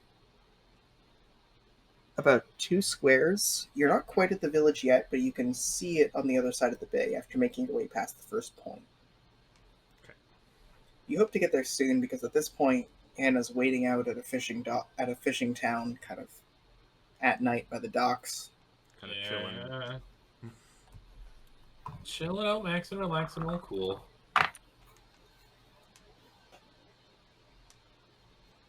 The wind is going south. Well, it's going against us. Though. We'll make it there. It'll probably just be the dead of night by the time we get there. No. Yeah, that is a risk. Opposing the bay, you find yourself subject to a heavy wind, but you spend all of your time sailing going, headwind. So you turn slightly and you just kind of catch it the way you're used to. You expect attack, so you just do it at your first instinct.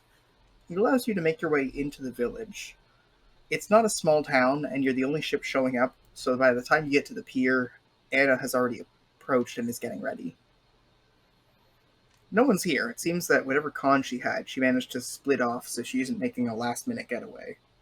Cool. I greet her very warmly.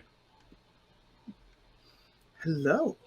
I don't know what you did, but you got me quite a bit of money in the mail, so let's hear it. What's going on in Westwatch? Well, there's a very bad vote that's definitely going to negatively affect your business. Yeah, we're not allowed to shoot anybody to stop it neither. Officially, we have no political opinion. However, we are going there to make our political opinions known to certain nobles that we could probably use your help on. Cause, are there any ethical compunctions in this? Is there anything I should know? I understand if this is about maintaining bottom line, but if I'm going to have to do something unseemly, I'd like to get an advance on the self-deception. We're not really doing anything unseemly. The ethical nature of it all is that there's a law going in place that will allow the government to read your mail unencrypted. Well, really, anyone to read your mail unencrypted. Yeah. So, Okay. Safety. Yeah. So what am I... I'm invested. What am I doing? You'll be talking to the nobles that are considered to be swing votes and trying to convince them to vote against this. All right. What, do you have a list? What nobles are these? I know some of the Westwatch have-to-dos, you know? I was just like, that's exactly what I was hoping for, and I hand her the list of some of the nobles. It's like, I was thinking we'd probably start with some of the lowerborns. They might be more easily convinced.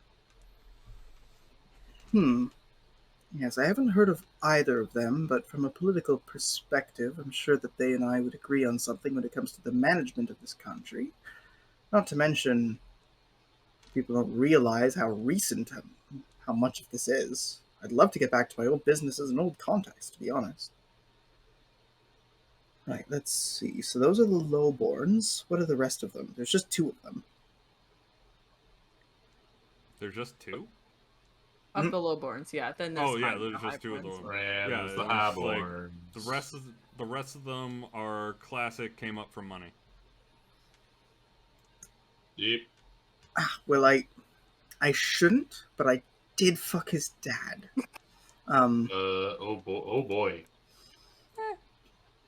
This one I met at a party. You know, I don't know if I can manipulate him, but I think I can just talk to him. These three are blind, but I think I can do blind with these ones. They're monarchists, and yes, I think I can do that. The rest of them, oh, these are people who lost their blood. Yeah, that sounds. Got it. I could do it. I could do it. Lost their blood. I could do it. All right. It's just like perfect. That's what we want to hear. Look, I'm all about the allure of the impure and the allure of the pure. I know how to manipulate them. Oh, which one am I? The dumbass. Well, I mean, I was hoping for something a little more fun, but That's still low for Anna. Although Anna has insane stats. It's going to be... Very much like Crowquill, but a talker. Yeah. Not magic. So, with 2 1s, a 2, and a 3, that's still a 17 for her to go, oh, you're a little firecracker. yeah, that's probably the explosive I would associate with myself the most. Yep, perfectly legal. Just the way you like it. Just the way I like it. You know, a firecracker, he goes bang, but he doesn't put you in jail. Mm-hmm. You can get searched and you have plausible deniability. It's great. Yeah. Alright. Perfect. So, are we casting off or are we just docking here for the night? It is the late night, and the wind is going to the southeast. Fuck it, let's just dock here for the night. Yeah. Like, do we have time for that, Will? In game, you could probably make it work. You need your strength for tomorrow. There's got to be a lot of heavy social obligations, and things like sleep are actually a really valuable resource. Okay, let's sleep well and hope the wind's with us tomorrow. How do you guard your ship overnight? Right, we are a bit lacking in auto at the moment. Yeah, I miss them. We'll I'll do take- watch. I'll take first shift. I'll take second. Yeah. I'll take the third. And you don't need a fourth, because you're already working late. Cool.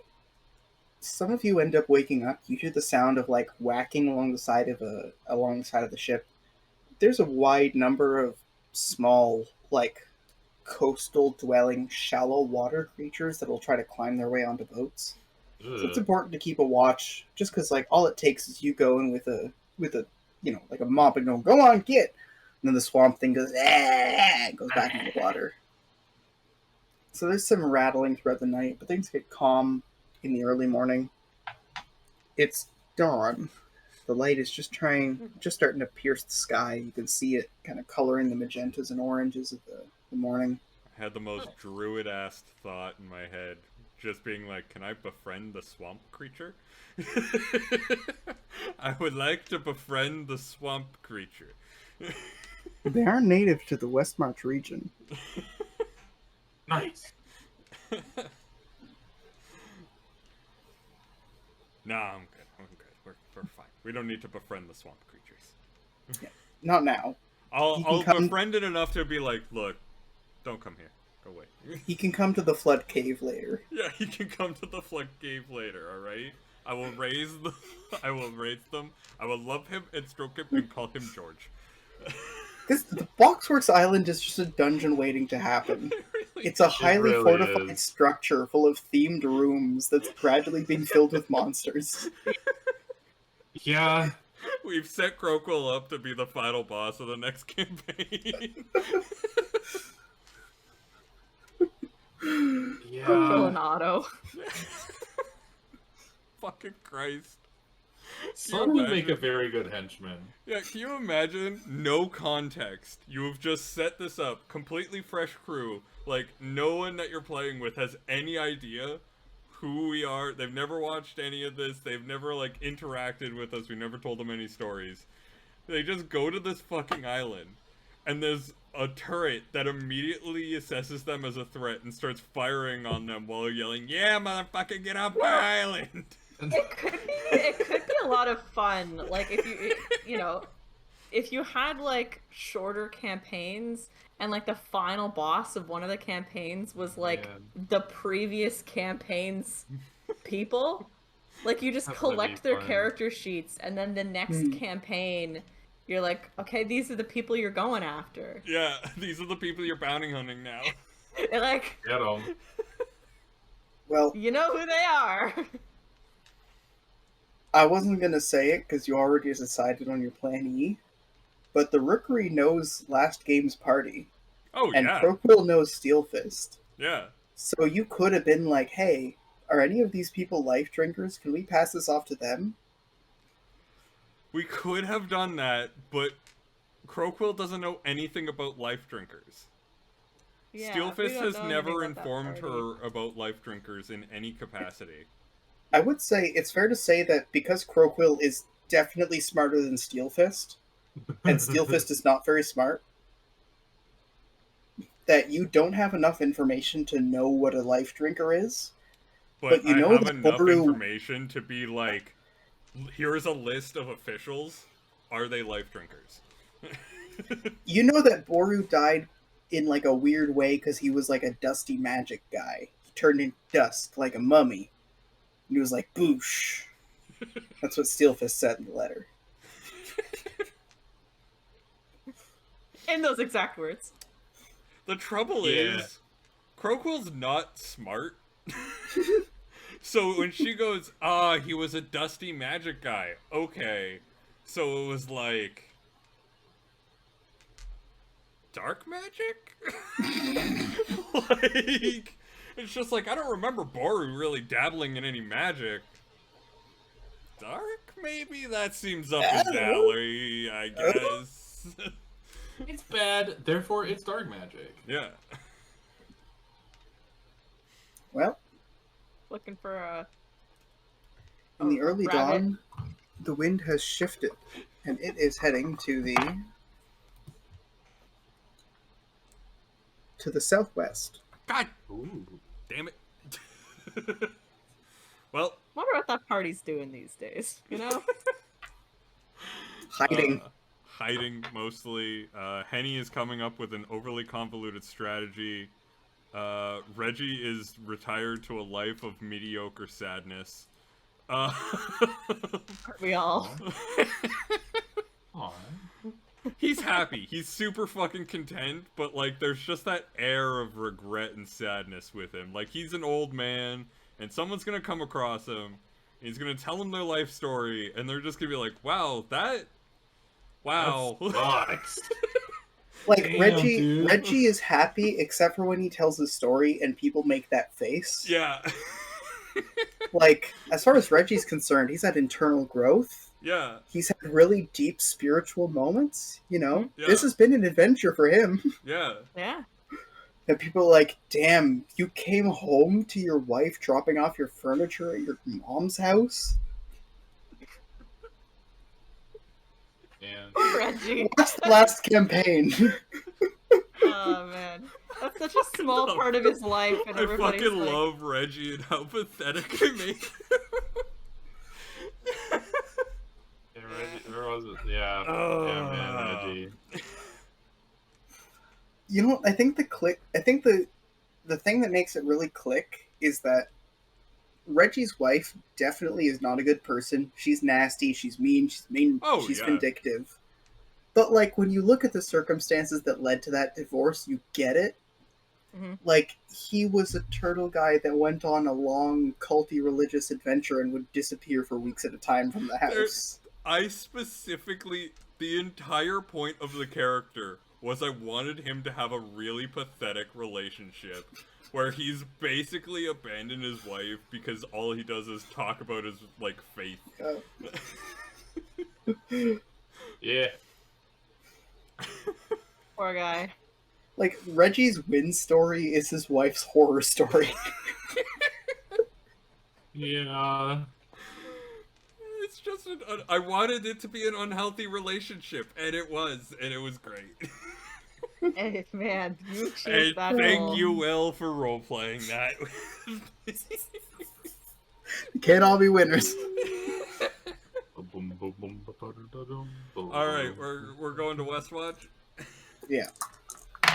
With a southwesterly wind, you end up making it about 2 squares. Like that? Or are we going strictly west? More or less west, that's fine. Okay. That's valid. That's acceptable. It's always good to make sure that your plotting is valid. When I found out that you were always using the advantage, I was just like, God damn it. There was trust in this relationship. There was trust. And you broke it. You shattered it. Yeah. Sorry, I should say I'm not looking down in defeat. I'm trying to find my D8. Oh, Lord, where is that? I need that. That's wind. Oh! Was it on your lap? I checked my lap, so it must have been lost in my crotch folds. Brand new No, that sentence checks right out. there. It's outside. It's fine. You ever just get lost in your crotch folds for hours? Yeah. I will be honest, it's not a frequent occurrence.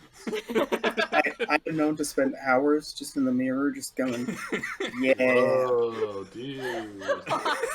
I love the way the front of your pants do a little bonk along like the middle of the zipper line. Yeah. When you're wearing a sweater and it kind of like bulks out a little bit, like at your tummy, you know? It's not because you're fat, it's just the sweater zipper.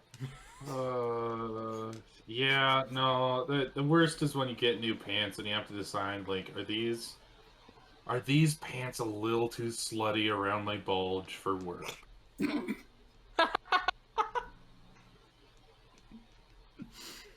Cry every time, you know? Me too. Yeah. Every time I face that same problem. Yeah.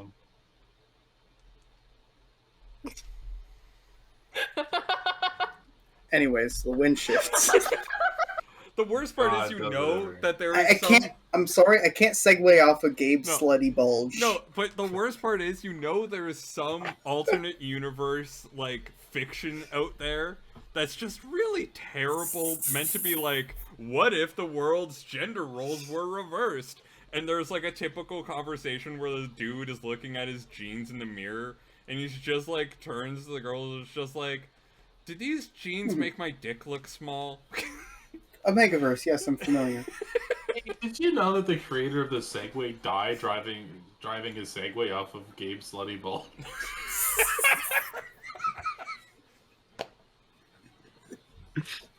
Ah, damn it. Anyways, the wind's going fucking west. Off of Gabe's sweaty bulge. Slutty Slutty bulge. bulge. Yeah, they're very different. Sweaty also works, but Okay. We're going north, baby.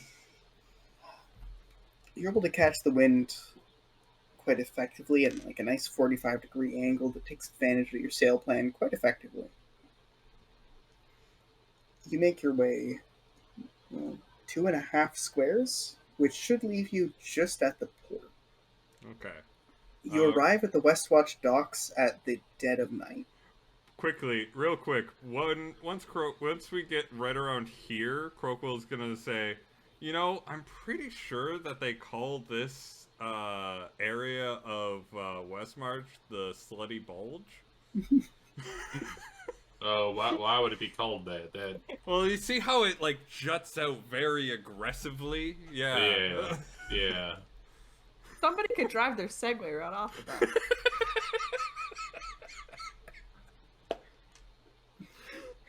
Bilgy Segway, walks of course, in is to a just. two-wheel carriage. Bilgy walks in with the wettest of blankets, going, "Well, you know, it's because of the historical sex work industry in the area." Oh, To distinguish it from the lower greater bulge and lower still sweaty bulge, between which we were supposed to meet Anna for the previous rendezvous. Christ. Whew, okay, we docked. After a flash of the port pass, the guards let you be, but there's never a guard not watching your ship. Okay. We need to You make don't get sure. a full night's sleep. You got here at like 1, 2 a.m., and you're going to have to get up at like 6. What do you get up to? You haven't slept, and it's the witching hour.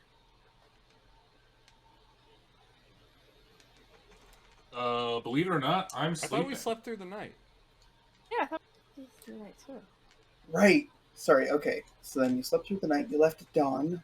Dawn to the other place with 1 roll, which bring you to the early morning. Late morning brings you here. So you're actually getting here the opposite. It is bustling. You aren't. Honestly, it's too busy for you to be able to tell if you're being watched because there's too many people coming and going.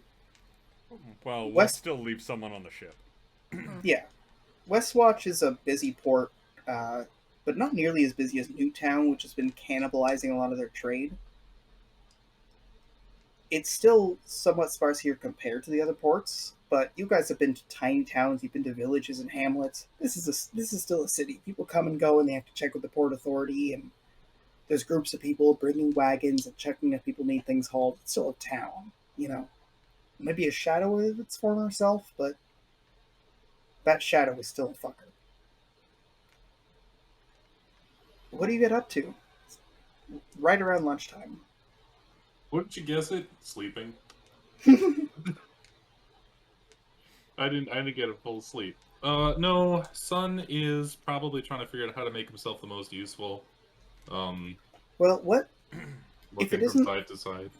if it isn't for this session? What's your stockpile like? I actually have, I think like 2 more satchel charge. No, 1 more satchel charge, and like 5 silver worth of powder, and like bullet supplies. Okay, so you've got a lot in terms of crafting reagents. You've got 1 satchel Yep. charge, Yep. then your standard munitions. Is there anything you want to make? I mean, I got the guys back there making like mines to put in the water.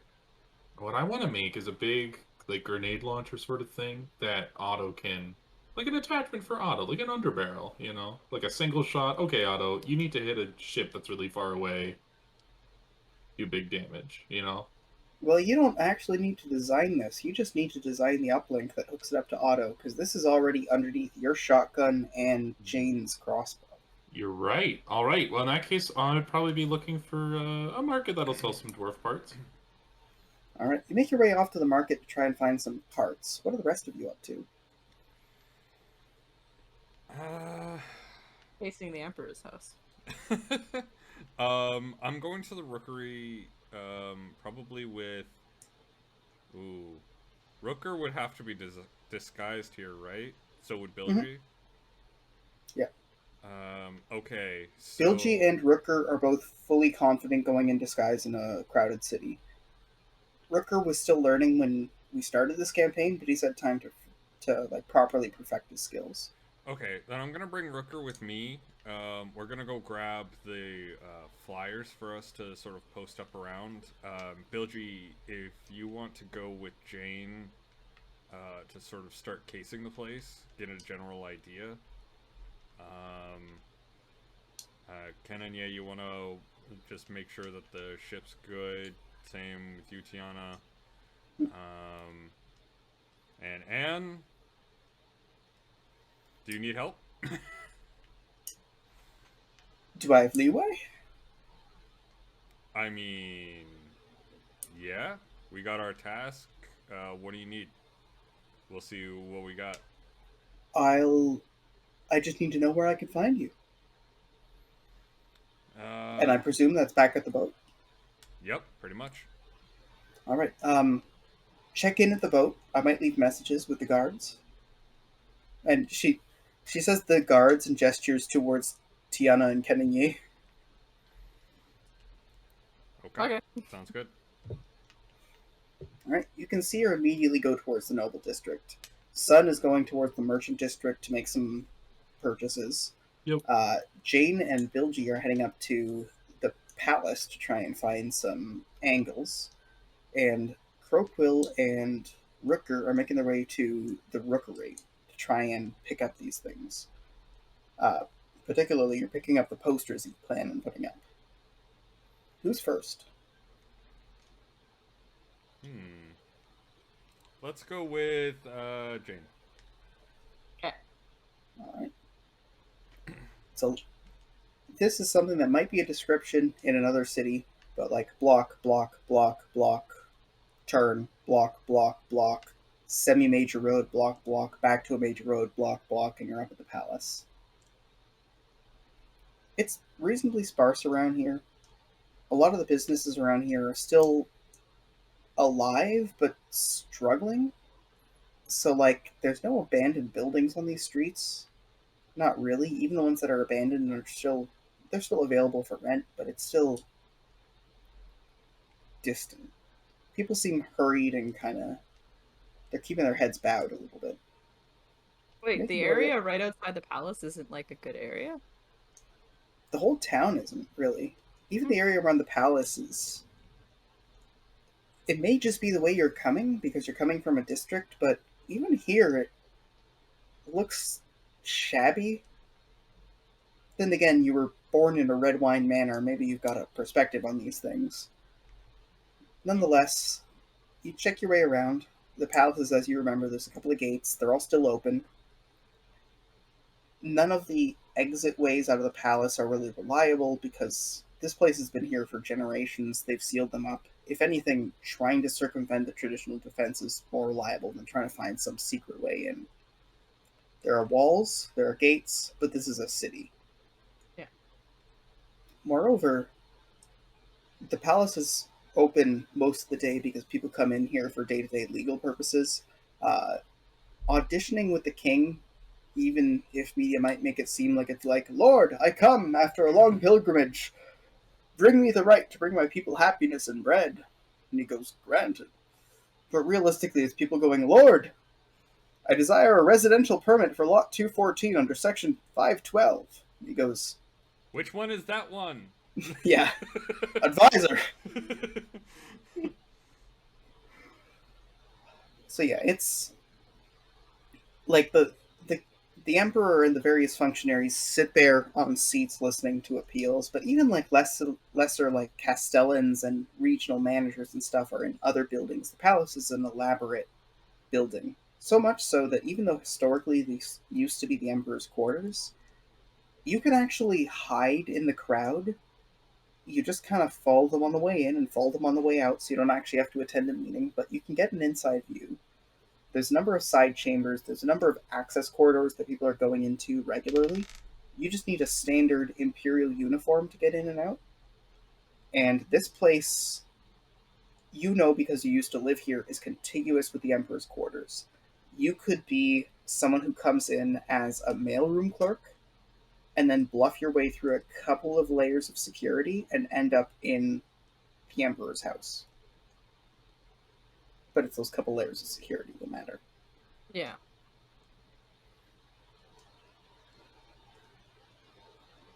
Is there any way to circumnavigate the security altogether so that we don't have to bluff our way through any conversations of any sort? Or I guess we could just get Crowquill to make me a fake ID.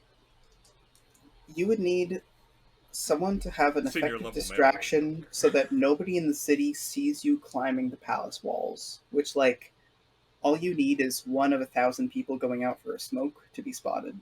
Yeah, okay. Alright, well, you can get fake IDs. Alright, who do we want to follow next? What was Sun doing? I'm Just getting going to the robot market for parts. Okay, Yeah, let's yeah. follow Sun then. Alright. So you're making your way off to the parts section. You go to the dwarven section, and there are basically no crystals. You can see there's like crystal sizings and crystal aggregate, which is all just like shavings and crumbles, but whole crystals that you could size to a port are just not available anymore. The area is Man. rife with people just like you arguing and trying to find the right spot, the right grit. Some people are not even arguing with each other or with like the people there. They're just kind of discussing like, well, no, I think the engine would be better suited for this. And someone going, well, what if you converted to a granulate container method? Mm. There's some concerned arguing, and then you roll odds or evens. Okay, evens, obviously. Every time, gotta get those evens. Every time it's even Stevens. That's a 5. All right, so you don't hear a hint. You just hear a hint of a loud conversation. Someone going, on the free and open market like a little bitch. But that's just what you get, right? There's a couple of people arguing furiously nearby. Not with each other, but about something they're both angry about. Hmm. Well, yeah, I'm gonna kind of push past those people. Is there a shopkeep I could get the attention of, or am I just having to root through these shelves? You have to push around a little bit, but you're able to get attention of a shopkeep if you need to. Hey, I need some standard connectors and let's see. Either if you have a gimbal lying around, I'll take that. But if not, 2, 3 motors. Oh, we actually have 3 barrels of gimbals we've been trying to get rid of for years. Take your pick. Huh. We got them sized for a bunch of different ports. He gestures Uh, over, and there's big shipping ooh. containers full. All right. While you're looking over, how much for the rest of them? What were you looking for? Some connectors. I got the brain. Just need some more peripherals. All right, I'll get those for you in a second if you want to pour through the pile there. Yeah, sure. Want to and roll you another? wouldn't- Sorry, go for it. You wouldn't happen to have like a small generator of some sort, eh? I have a couple of old ones you might be able to refurb. Nothing working, and certainly no fuel that you'll like. It's all aggregate here. An aggregate, eh? Well, I'll take a look at them, see if anything's usable. Odds or evens roll? I got a 2 for evens. There's a different conversation, but it has the same tone as the last one. Someone going, I spent decades making friends all over the country trying to set up unique trade routes, and all this stuff's supposed to just be readable? You just have to shoot down a bird. You don't want to make trade secrets. There's my life savings right there. Another guy goes, I know. I mean, I have a couple of sources, old things at the bottom of an old dungeon that I've been picking apart for a couple months. And could you imagine if someone just finds that? What am I supposed to do from here to November? Hey, fellas. Couldn't help but overhear your dispute about the mail service, eh? You get that note too? Yeah, sure did. No, it's a damn shame, I tell you what. It's liable to get a guy all fired up, when that vote happens Right? later this Like week. I've got nothing to hide as in terms of any crimes or anything, but I'm a businessman. Confidentiality is how I maintain my agreements. Oh, If everything's course. out there, someone could just go and undercut my value. Yeah, man, it sure would be a shame to this fine sort of democracy that we got going on over here if a whole bunch of us fellers got real riled up and showed up to the vote, you know what I'm saying? Yeah, not that they'd let us in. It's ostensibly a democracy, but it's 80% what, people who were born there? Well, I don't know. I mean, I barely have enough coins to rub together to get a crystal around here. But it sure would be nice, if those guards could be persuaded to just let people in, to make the process transparent. That whole fucking war is the reason that we got this fuck. And at this point, as this guy says this, there's a lot of people who like rile up like they heard something nasty, but as they listen, they settle and start to agree. He goes, whole fucking war ate up the whole supply of energy crystals. And for what? Shitty international trade? Look at what's at this market. I mean, I know this guy. He gestures towards the merchant who's kind of awkwardly in the middle trying to hold party. He goes, I know this guy. I've worked with him for years. The best ear in the market. But that's what the market is. Yeah. The guy kind of like starts to nod along. Yeah, I think that the vote, that's probably the place to really let all this anger you're feeling out. Let your voice be heard. Want to give me a roll? Yeah, I don't know what this is. Is this a politics role? Social politics. Maybe understand, maybe convince, maybe just perform. It's all a 6. It's all a D6. That's a 4. Oh. You could make a mental munitions to talk about why they should be personally politically invested. I honestly feel like he is using his munitions knowledge to the best of his ability, and that social role is a 4. Like, Does he have a typical? no, Oh. no, he's bog standard. All right, so you kind of just sit there and go, yeah, well, it's a democracy, we should vote, and you get drowned out by other people with better points very quickly. Like, is it? Is it really? Can you? That being said, the crowd seems to have gained enough of a momentum, and it's not an unruly mob. It's something far more productive. It's a couple of people having conversations and agreeing to meet somewhere. Ooh. Broquill or Jane? Where's about we meeting? Where do you think? I want to hang out. Yeah, I want to come hang out. I don't know. Let's go with me next. We'll just do a circle rotation. You've made your way through, presented your documentation, and been presented some crates. It's been a while since you've been at like a metro rookery, so you have to make your way past, go into like a side route. They get like the internal staff to go into a separate like staff processing room. Even then, this is almost like its own customer room because they have people doing like deposits and receipts. They actually have to lead you past the shipping dock into a storage room, and then they open up the crates and give you all the posters. They can spare 3 people to help distribute these. Otherwise, you've got a crate full of posters you can slap all over the place. Say that again, sorry? There's a couple of crates of like posters you can slap all over the place. They can spare 3 rookers to help you. Alright. Yeah, I'll take that. Alright, you are currently in the middle of town. The palace is directly south of you, but putting signs directly in the palace is a risky place to start. Yeah, let's not start there.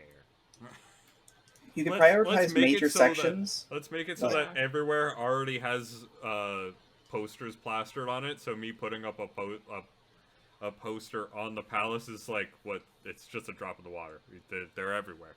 They're like Starbucks in here. You want them in like major market areas. Yeah, let's put it in major market areas, and also just like popular street corners, sort of like how you were describing how Jane sort of got to the palace, where it was major street, side street, side street, side street, major street. We're like, all right, major street, side street, side street, side street, major street. All right. All right. So you get ready. One of the rookers that's nearby is getting ready to deposit things at the like Brown Street Market, one of the lesser markets on the far side of town, which is just right next to the rookery. There's a pair of them that don't want to do this without a lookout in case any guards come, and they're willing to do First Street and Main Street. They need someone to do Market Street and Gray Street. Someone also needs to do the main market and the industrial market.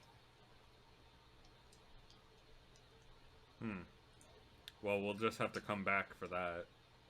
For that Yeah, market. you can always just start with the main market and then, Yeah. you know. We'll head to the main market, and then we'll also do the industrial street. All right.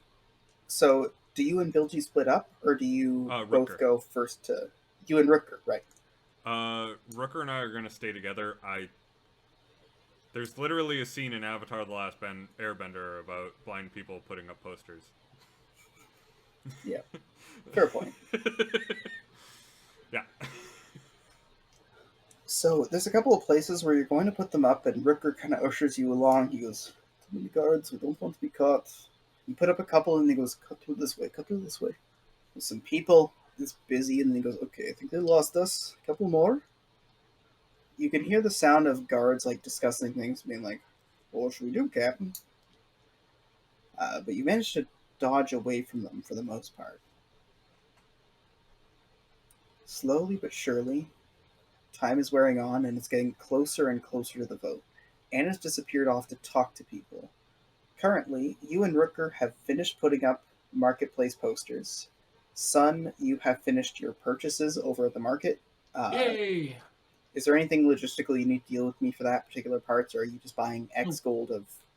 It's West Yeah. Watch. You can get... Yep. West Watch, I should say. You can get whatever you need. Yep. And Jane. There's Uh, mildly distressed puppy noises, but I think it's Aw. just because she's upstairs and she wants to go to bed, and Mhm. I'm not It's upset like- going to bed. She's angry. Yeah. Have you completed your work? You're still casing the joint. Are you going to check in? It's getting close to the time of the vote.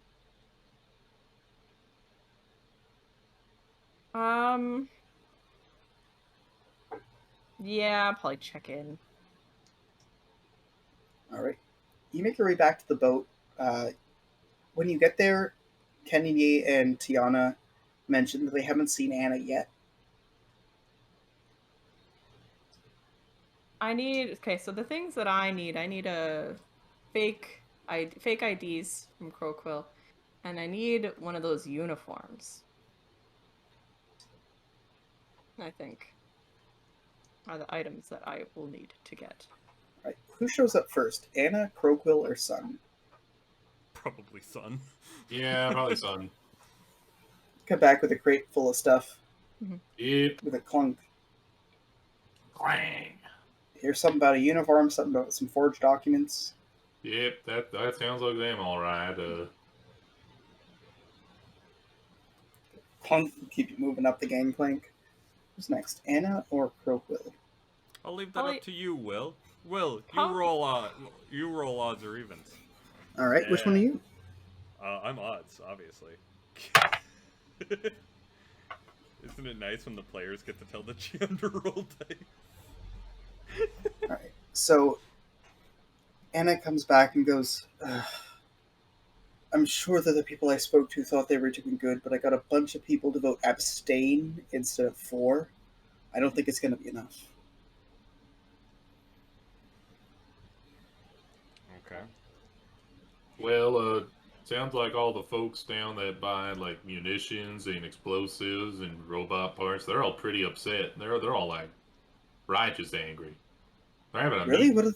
What are they saying? No, just that they're righteous angry and they're going to have a meeting. Really? Yeah.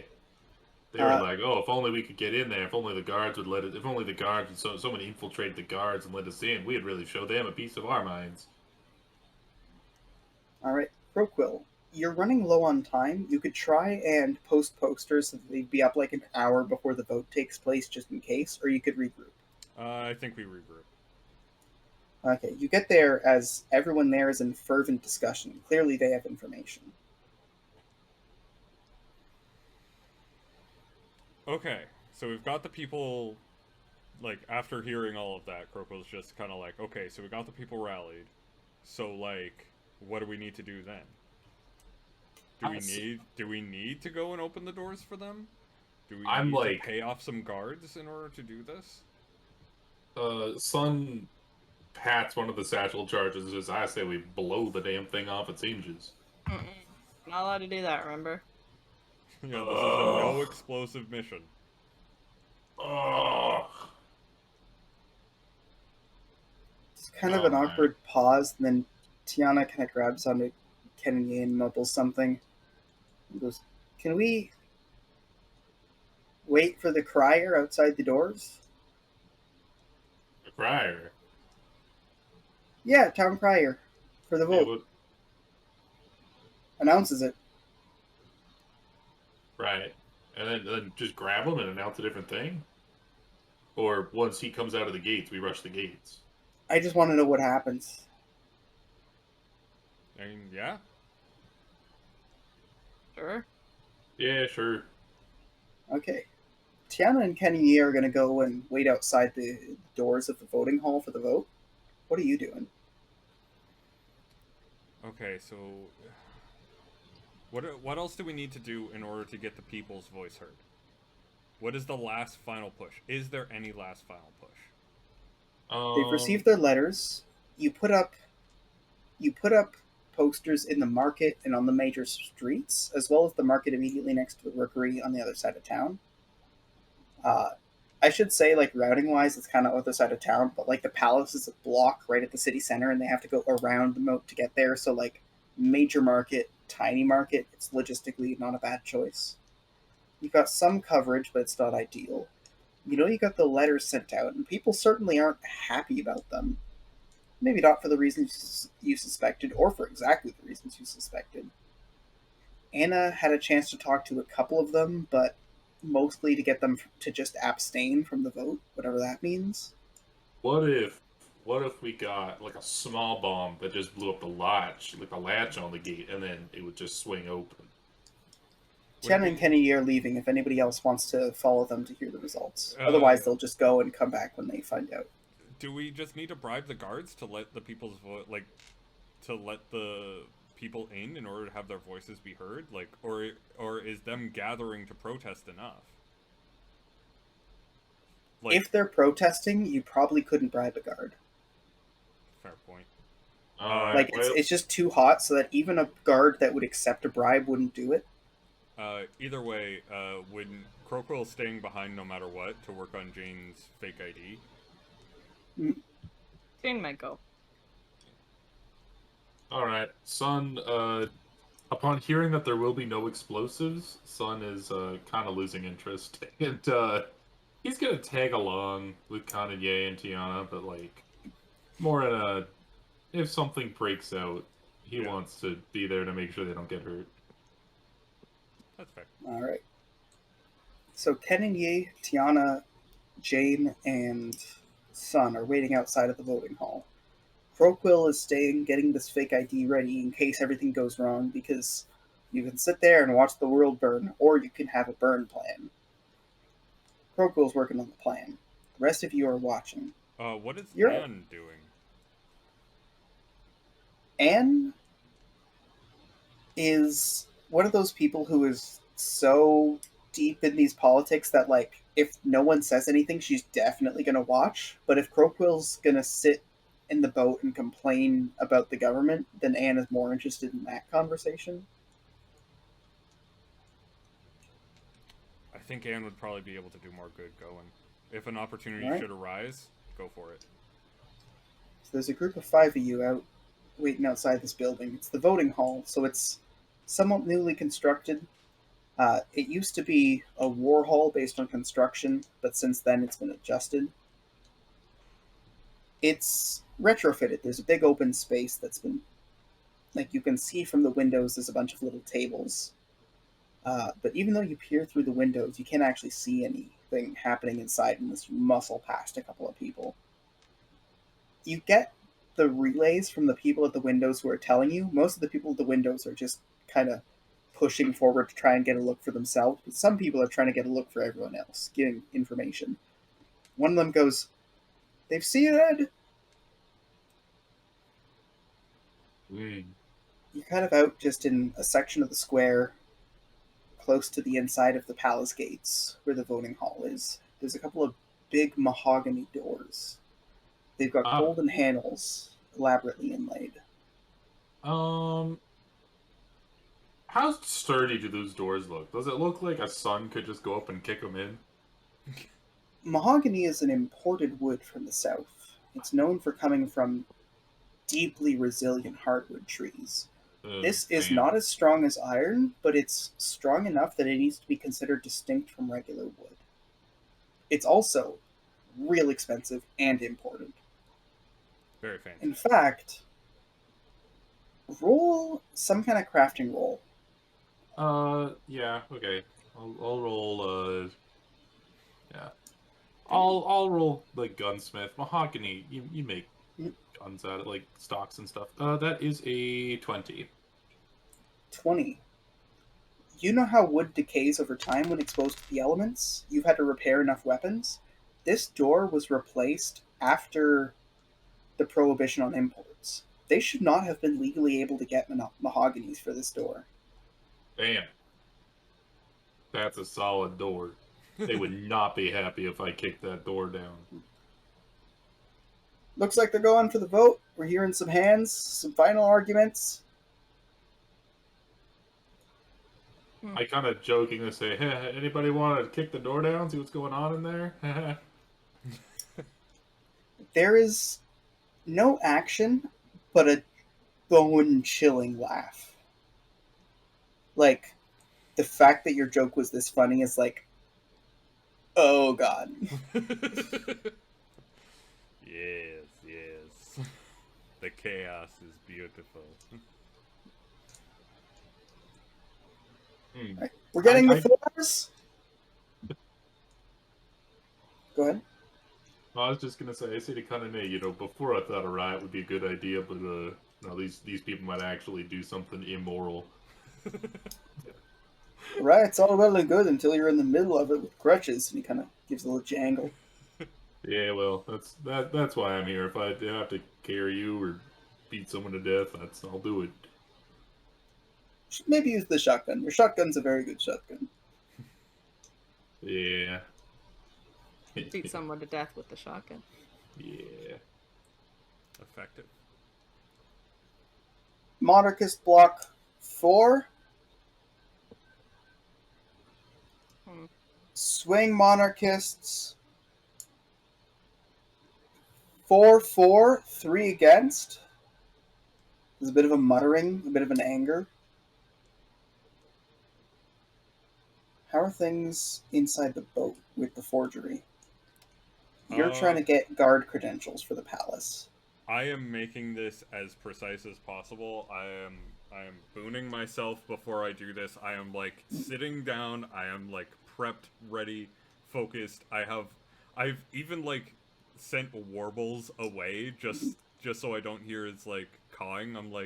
I tell warbles to go up to the crow's nest and just like look at shiny objects and just exist for a little while. And I'm just like, okay, come on, all right, let's do this. And I am making the best damn forgery of my life. Okay, so give me the roll, but also give me a bit of flavor for my roll. Because you are a blind magical forger, so you rely on ritual to recreate these documents. You don't actually see them, you just make the thing produce them. Mm-hmm. So since it's a boon, it's all 6s, so that is a 34, I believe, is the max I can roll. Alright. So you go out of your way to do a couple of dry run fizzle rituals. Mm-hmm. You put like just a piece of paper in the middle so it absorbs any failures or incomplete successes, and then after each failed or successful ritual, you adjust the candles, you check the markings, you check the magical residuum, readjust until finally the setup is perfect. I'm not sure if you've made one of these before, but you have done everything you can to try and make this work for a 34. Mm-hmm. I have set it up so that it's just like I've never done a guard, thing before. I don't even know if I've done anything that's legally binding in Westwatch. But, like, this, I am confident in this. This will get So- through at least a couple of doors. When it comes to enchanting, there's nothing that happens that isn't deliberate, but there are things that are emergent that you can either reject or accept. And as you're putting this together, you have a very strong opening in the ritual for plainclothes. Yes. Alright. Passing this over, who else is on the boat right now? Rooker? I think Rooker is the only one that didn't go. So you pass it over to Rooker being like, how's this look? And he goes, undercover riot officer. Interesting. Just like, had a feeling it would be a good fit, you know? The key is in the boots. Well, in that case, I think we're... And then Warbles comes in with a loud cawing. This caw is just like, alarm, alarm. Well, we're going up. Let's see what's going on. You're not sure. Warbles does this behavior where if Warbles is alerting you to something and it's not immediately apparent, Warbles will fly off and come back so you know the direction and distance. It's around by the palace. Around the palace, you hear the first set and then the second set quickly thereafter. Swing votes, Lowborn. 6-4, 2 against. And immediately, anyone local who knows politics is starting to mutter. Even if you don't, you get the imminent feeling something's going bad. And then the people by the windows scramble off so they don't get yelled at, as you can hear like the knocking and the doors opening and a bunch of guards nearby. There aren't any senators or lords coming through the front door. They must be going out through a stealthy exit, assuming this is not a popular verdict. The guards look nervously at the crowd because there's a lot of you.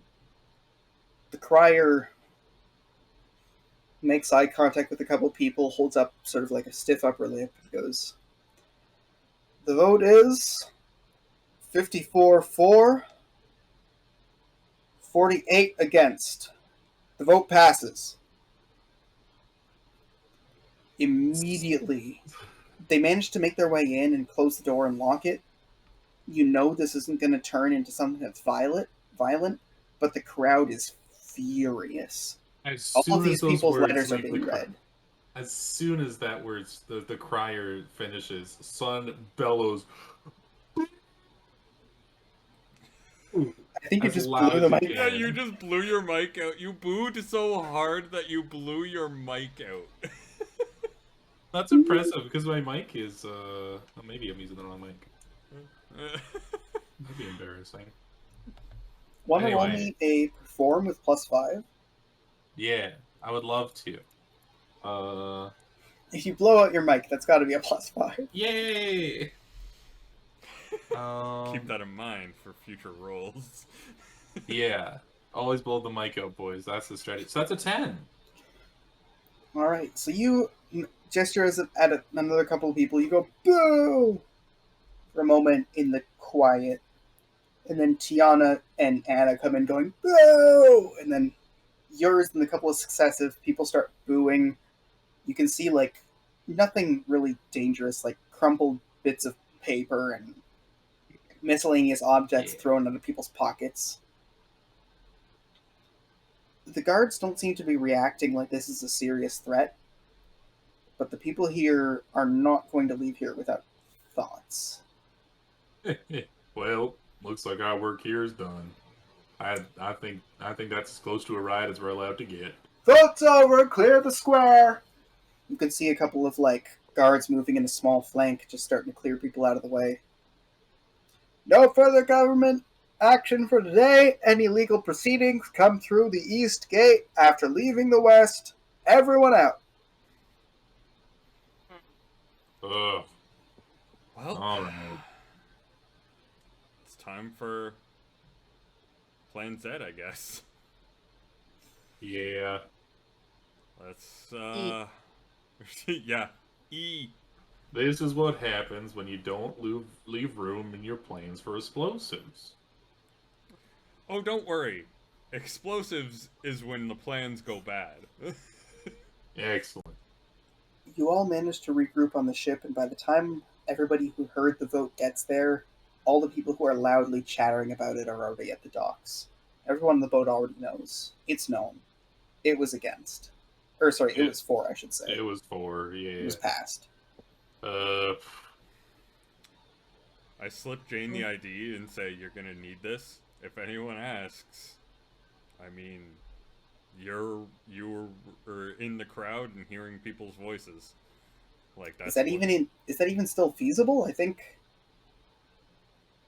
that's all we had. Well, there's still the veto, isn't there?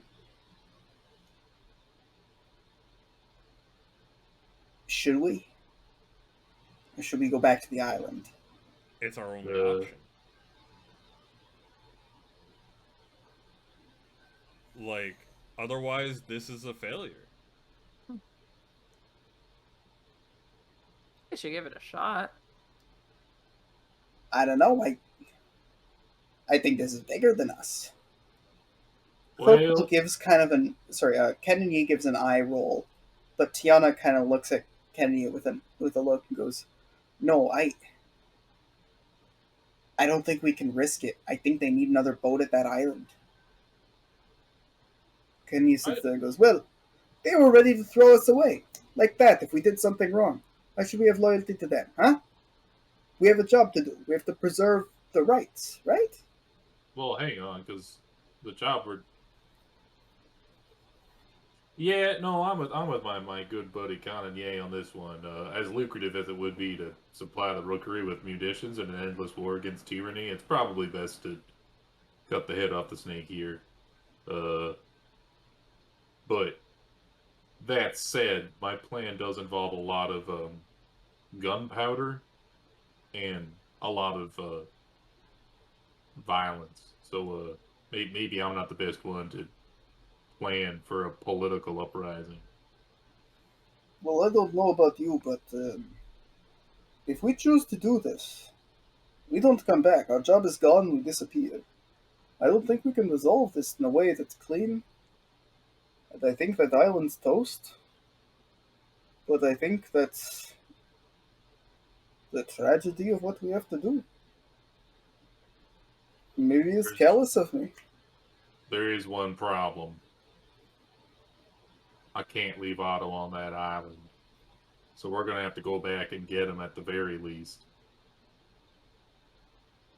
Why couldn't we get back to the island? They agreed that, like, going and going after the Emperor to try to sway the vote is a fine plan.